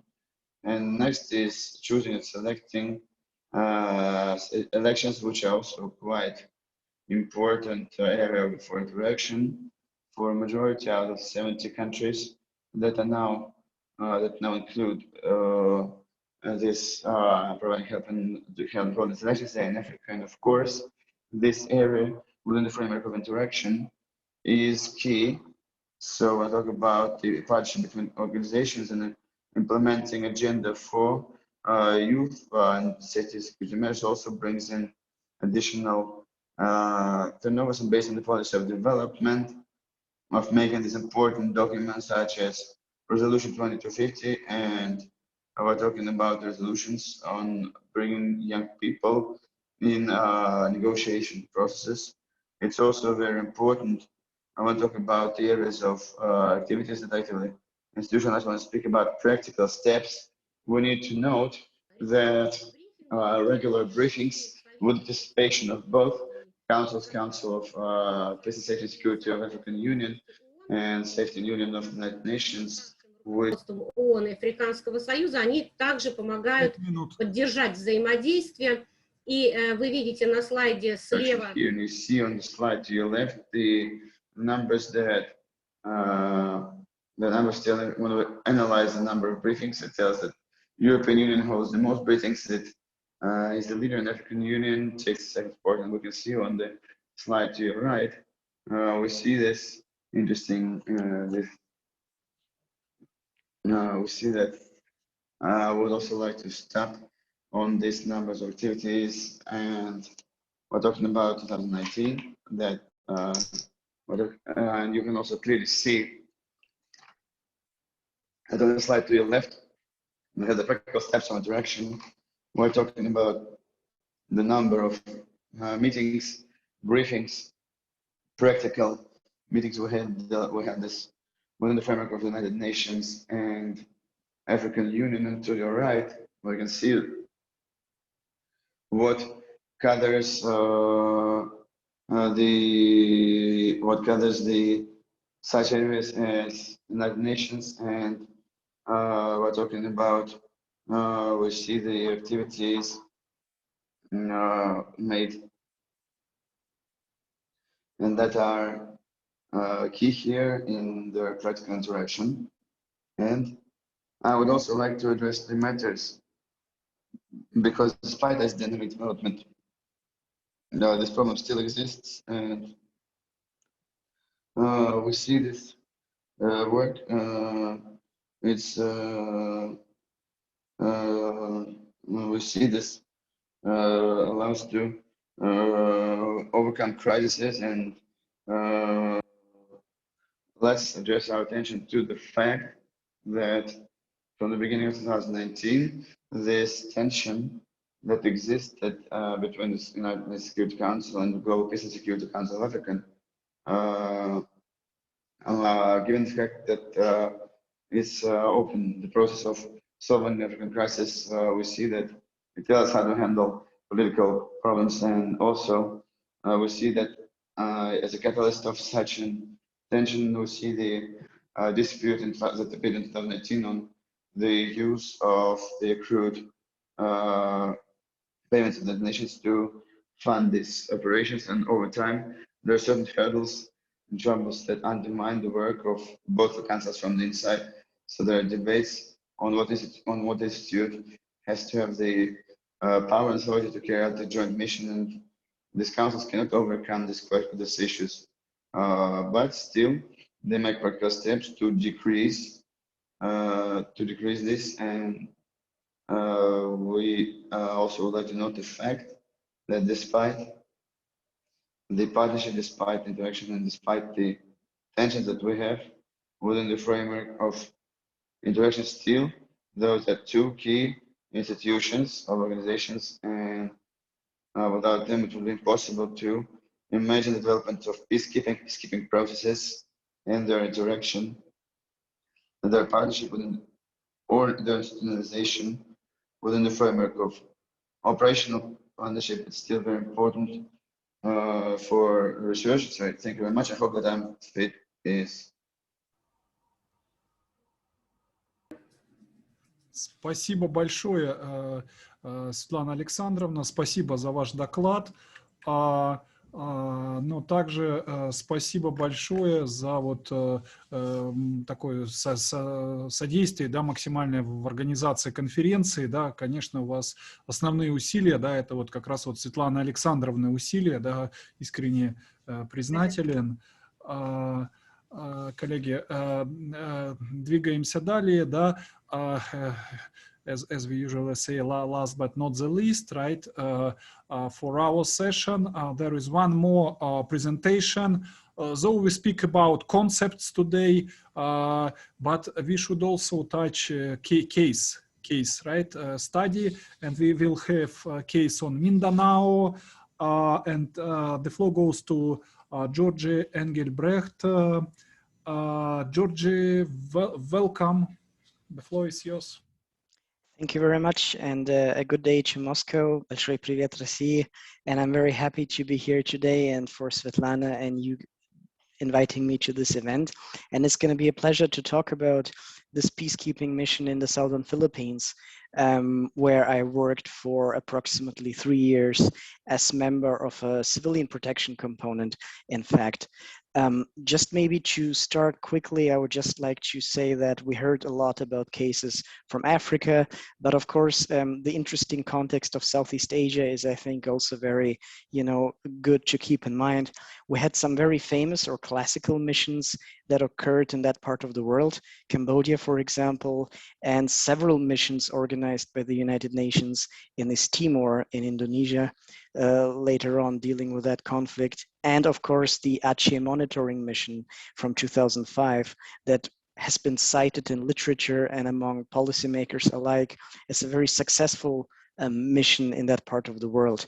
Now, perhaps not many people have heard about the international monitoring team in the Philippines, but it's kind of interesting since it started as early as 2004 and it is still ongoing in the most southern island of the Philippines, Mindanao.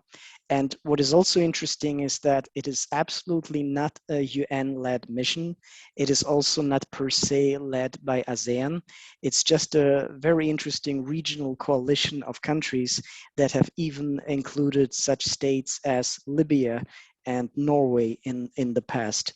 So basically, as probably you might have heard, the conflicts in the Philippines have been lasting for approximately over than 50 years, not only between maybe some Muslim separatist groups, but also the communist insurgency there. However, the largest Muslim rebel group, the Moro Islamic Liberation Front, and the government have been trying to have on and off peace talks since the 90s, since 1997. But only after some time was there a decision that there should be a peacekeeping mission in place to deal with this situation. And I would say ultimately, the ceasefire really held and it worked, because just recently we had the conclusion of several peace agreements between those two parties and the creation of an interim government in Muslim Mindanao led by the former rebels of the MILF. Now, most of the violence we see in Mindanao is, it's still there, but it is in a smaller scale, also between the government and maybe some smaller local militant groups. The conflict as such has been starting technically since the late 50s, early 60s, with more of communal tensions, but later on it transformed into a full-blown armed conflict that has cost approximately 120,000 lives, a lot of displacement, and of course a lot of damages to society, to infrastructures, and so forth. The IMT was created in 2004, 1 year after a very lethal outbreak of violence between the government and the MILF. So 2004 was considered some sort of as a point of no return, where both sides knew there's a complete stalemate and nothing can go on as it did before. That's when a team of Malaysian and Bruneian, at first, military advisors was sent to Mindanao and basically has continued until present time. The interesting part here is that in 2008, when the IMT withdrew from Mindanao, we had at the same time a resurgence of violence and an armed conflict that has grown significantly worse over time. When the IMT returned, the levels of violence went back to the normal state, so to speak, and it kind of showed how important this third-party intervention actually was. And since we also talked in some previous sessions about the mandate and the evolution of peacekeeping missions, at first the focus was also here on security, but later on it definitely expanded to include other sides. The IMT is an international organization, relatively ad hoc, because at the end of the day, there was no UN mandate for that, strictly the invitation of the Philippine government and the MILF. We always considered ourselves to be, impartial, independent, but one other interesting aspect of the composition of this mission is that there were absolutely no combatant powers and also no enforcement powers per se given to this peacekeeping mission. Although serving personnel were members of armed forces of Malaysia, of Indonesia, and Brunei and other countries, they absolutely had no right to use force. So in that sense, it was a very diplomatic approach as well in a conflict that is, of course, not on a larger scale like in South Sudan, but rather really an internal conflict between the government and an insurgent force. Like I said, it started at first with a very specific security component that did most of the stuff a lot of missions were doing, focusing on the ceasefire as such, conducting field verifications. But ultimately, particularly in 2006, the scope expanded. We started first with socioeconomic aspects of the ceasefire, which was actually a very good step to further create trust between the government, the MILF, but also donors who wanted to develop Mindanao and also give peace dividends to the communities.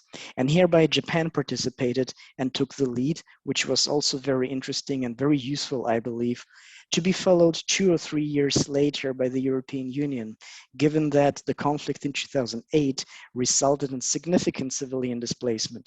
So both parties improvised, they realized something needs to happen about that aspect of the conflict, and the EU took part in another component focused on civilian protection and human rights, as well as non-governmental organizations, international ones, but also local ones that were invited to also monitor the safety and security of civilians in the conflict-affected areas of Mindanao. And I think that again made the institution a rather interesting hybrid one, so to speak. One thing I would also like to highlight is that also because of the complexity of the conflict, the IMT or the third party could not act on its own.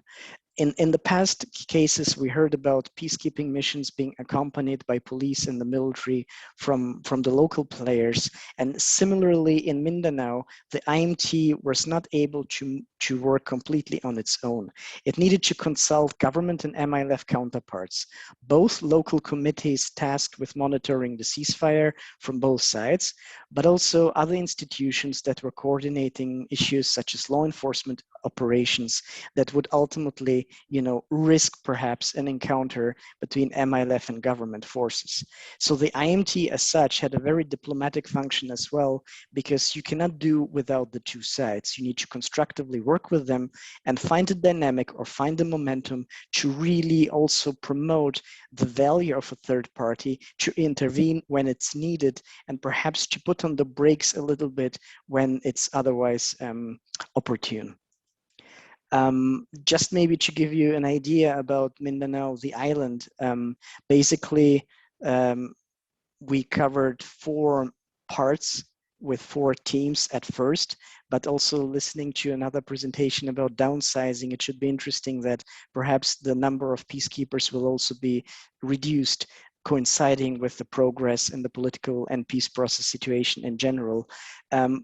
The IMT covered almost the whole island of Mindanao, with the exception of the northeastern part, and had 4 teams basically equidistantly spread throughout the areas to ensure the biggest coverage as possible. Again, I think we talked a little bit about that. How do we measure the success of peacekeeping missions? Well, at some point, it is also about the ceasefire incidents. And I think it is interesting to see that before the IMT, those clashes between government and the MILF were really in the hundreds. When the IMT came, they did not completely disappear, but nonetheless, it was significantly reduced. But when the IMT had to withdraw, then we have again a slight uptick in incidents. So in the recent years, it has been, of course, relatively stable, but it doesn't mean that, you know, ceasefire should be taken for granted. That is perhaps the biggest lesson that I have been taking along with my colleagues about that mission, because at the end of the day, when you have military and these large forces standing next to each other, at some point anything could happen. And the fact that we didn't have for 3 years 0 incidents, and then we had a significant one in 2015 that almost threatened the whole peace process, I think that's also a very interesting lesson to keep. Like I mentioned, it is also remarkable that at the end of the day, this model worked in a very militarized setting, when we had around 40% of all Philippine armed forces being deployed in Mindanao and tens of thousands of MILF guerrillas being also in Mindanao, compared with only at the maximum of its presence 100 IMT peacekeepers, which again stresses the importance of diplomacy and the confidence that comes along with the presence of such a mission. Again, it is not in any ways related to the United Nations. In fact, the UN did not take much charge in general about that conflict. It was a very regional mission with outliers. Most of the partners were from Southeast Asia, Brunei, Indonesia, Malaysia, but also, like I mentioned before, Norway or Libya and the European Union, which was a very interesting mix. And that's why I think it is a very good example of some sort of modern day peacekeeping, because the latest breakthroughs that we had in the peace process occurred recently just in the last years, and the IMT managed to maintain the ceasefire between the two sides. The mandate was clear, given by the government and the non-state armed group, but it was also hybrid, which I think was also fairly innovative, because we had NGOs participating, not only the generals and the colonels, but really discussing issues such as civilian displacement and rehabilitation needs of communities. And the mandate also evolved with time, which I think is very much needed in such a complicated context. I think that without the ceasefire, probably peace negotiations would have had, probably a more difficult, situation to go on. So that was really needed, and it's still very important to be felt on the ground. We also noticed that it was, of course, not the direct case of ultimate violence like we have seen perhaps in Congo or in South Sudan, but a rather protracted conflict with many ups and downs, and that was fairly manageable by the international mediators and also by the locals who took part in the ceasefire architecture.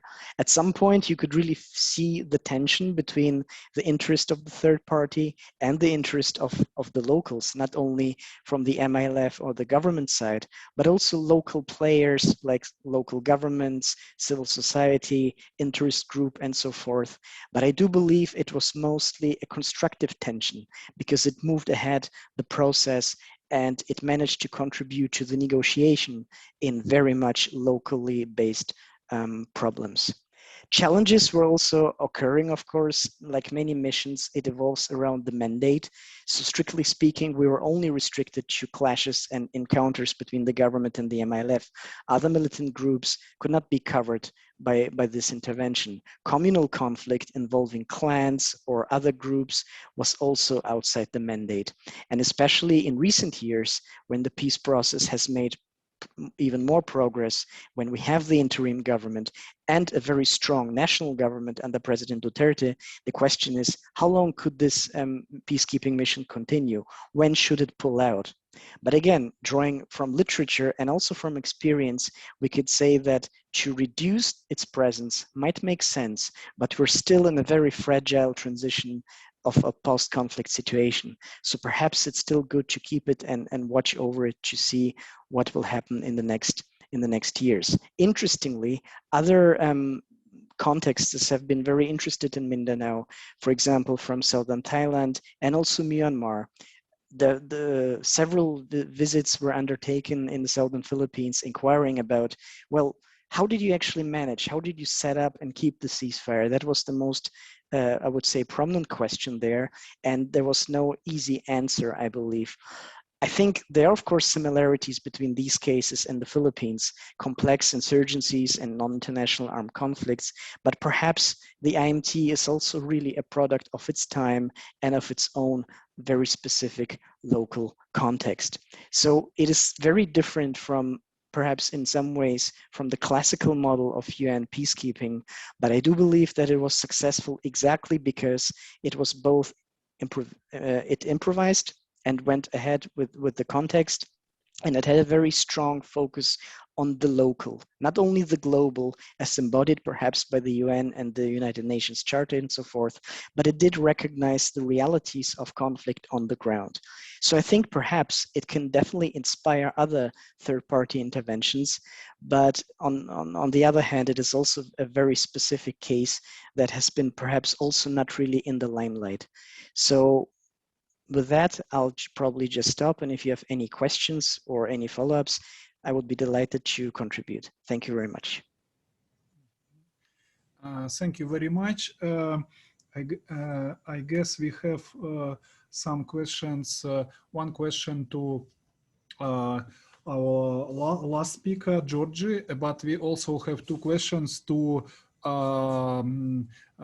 Katarina, right? But probably if we probably have like just 2, 3, 4 minutes, not more, right, in order to finalize this session, because Svetlana Alexandrovna Bakiria will say I am bad moderator as I am wasting time, right? Time is money. So, okay, please.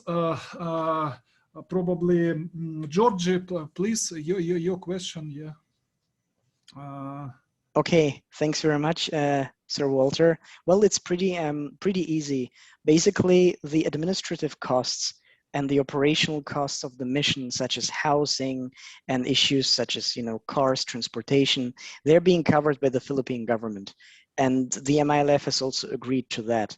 But the expenses for the mission and the participating nations, the training, the transport, that is being taken over by the respective countries that are actually sending the peacekeepers. So Malaysia, the EU, etc., cover the personal costs, training, in some cases perhaps even some other allowances, but it is the government that is responsible for issues such as housing, fuel for the vehicles and so forth. And of course, it puts the mission sometimes in a very delicate dilemma, but I think this is the importance of diplomacy. And I have seen several heads of missions that have always been differently interpreting the word impartial, but nonetheless it worked, because without that you would really not be able to work out well, because you really need to stay in the middle. Thank you. One more question from Nikita on Muslim organizations, local religious communities, right? Just above the question of Walter. Yeah. Oh, should I? Yes. I mean, this question in Mindanao, there are a couple of those organizations. Sometimes they are directly linked to the MILF. Sometimes they are not. But I do believe that, you know, they're definitely there, but their participation in the peacekeeping mission is relatively indirect. So under the civilian protection component, we have one organization that is representing the Muslim grassroots, so to speak. And they're a rather secular bunch, I would say, but of course they consult with and work together with other religious organizations, so their voice is also being heard. And the MILF as such, they're also putting forward some of their civil society members to advocate for certain demands they might have about a very specific local ceasefire issue. Mm-hmm. And thank you very much. And two small questions to Katarina. Is it, whether downsizing is Trumpism, is pure Trumpism, and it will stop now? Or, and the other one about civilian component of political mission. Katarina, please. Yeah. Mm-hmm. So the change of administration does make a difference, but U.S. U.S. politics about paying its share of the peacekeeping budget predates the Trump administration, so that conversation will be ongoing because, of course, the Congress plays a role there as well. And the impact of COVID in the US and elsewhere is going to be, I think, felt in the next budget negotiations as well. So it goes beyond Trump. The civilian staff in special political missions, yeah, there is data. I'm happy to discuss that, by email to share it. It kind of depends a little bit about which missions we're looking at. May I ask a question as well to the last presenter? Yes. Is there time? Yes. So I was curious. You mentioned a lot about the responsiveness to the local context. I'm wondering whether the IMT hired any locals as staff, because that for the UN missions can often be, both the link to national actors, but of course also raises its own challenges. I was wondering how the IMT managed that. Okay, so thanks a lot for the question. I mean, strictly speaking, support staff to the mission are Filipinos, so they're locals. But sometimes it's basically, in positions such as drivers or those who take care also of the compounds, administrative assistants and so forth. But actually local participation in the mission, in the spirit of the mission, I would say, that works through various local committees that are not part of the IMT, but that are part of the of the whole ceasefire infrastructure. So the IMT is expected to touch base with imams, with priests, with representatives of the province and of NGOs to tackle a very specific local incident, to discuss it and come to a conclusion. Those guys are not officially members of the IMT, but they are still part of this broader context, I would say, that is really essential to keep the peace on the ground, I would say. Okay, thank you both Katarina and thank you Georgie.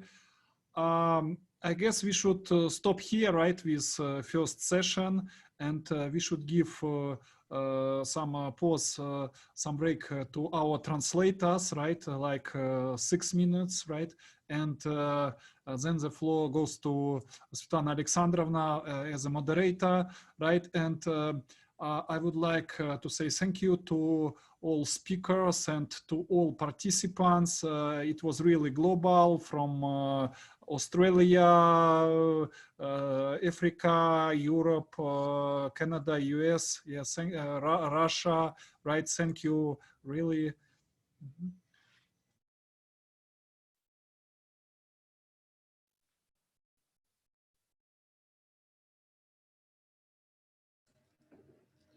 Добрый день, Денис Андреевич. Тогда мы начинаем, наверное, сразу, да? То есть или сделаем перерыв? Переводчикам перерыв надо, я боюсь. Хорошо. Тогда предлагаем сделать перерыв. Сколько? 5 минут, да? То есть как бы предлагаем сделать перерыв 5 минут и продолжим тогда нашу с вами вторую сессию в 6 часов. Верно? 5 минут перерыв.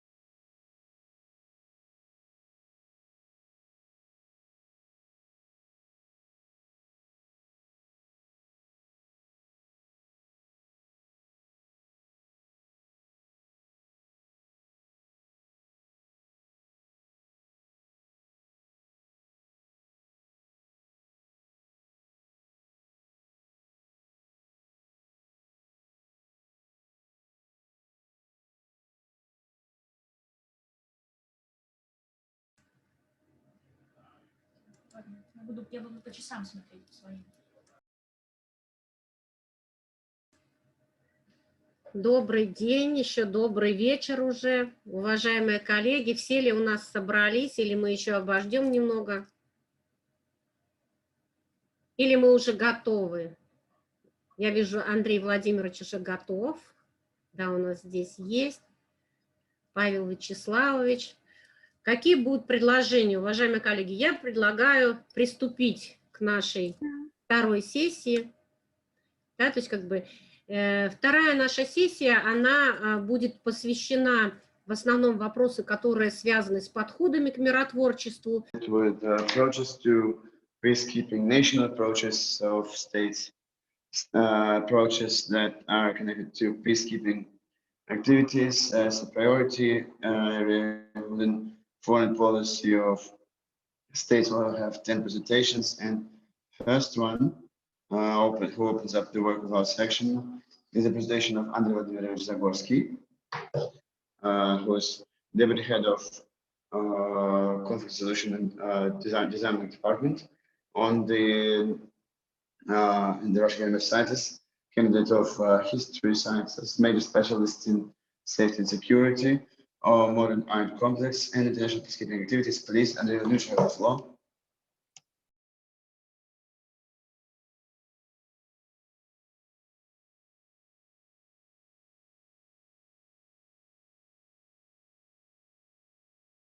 Thank you very much. I'm preparing my slides. If I knew that this is going to be such a wide international event, I would do them in English, but it will still be clear because the pictures are in the slide in English. I would like to make one comment. I only limit myself with peacekeeping operations and activities. I don't gather other blocks. 3 blocks that we've outlined. Overall characteristics of conflicts, what is international peacekeeping activities, and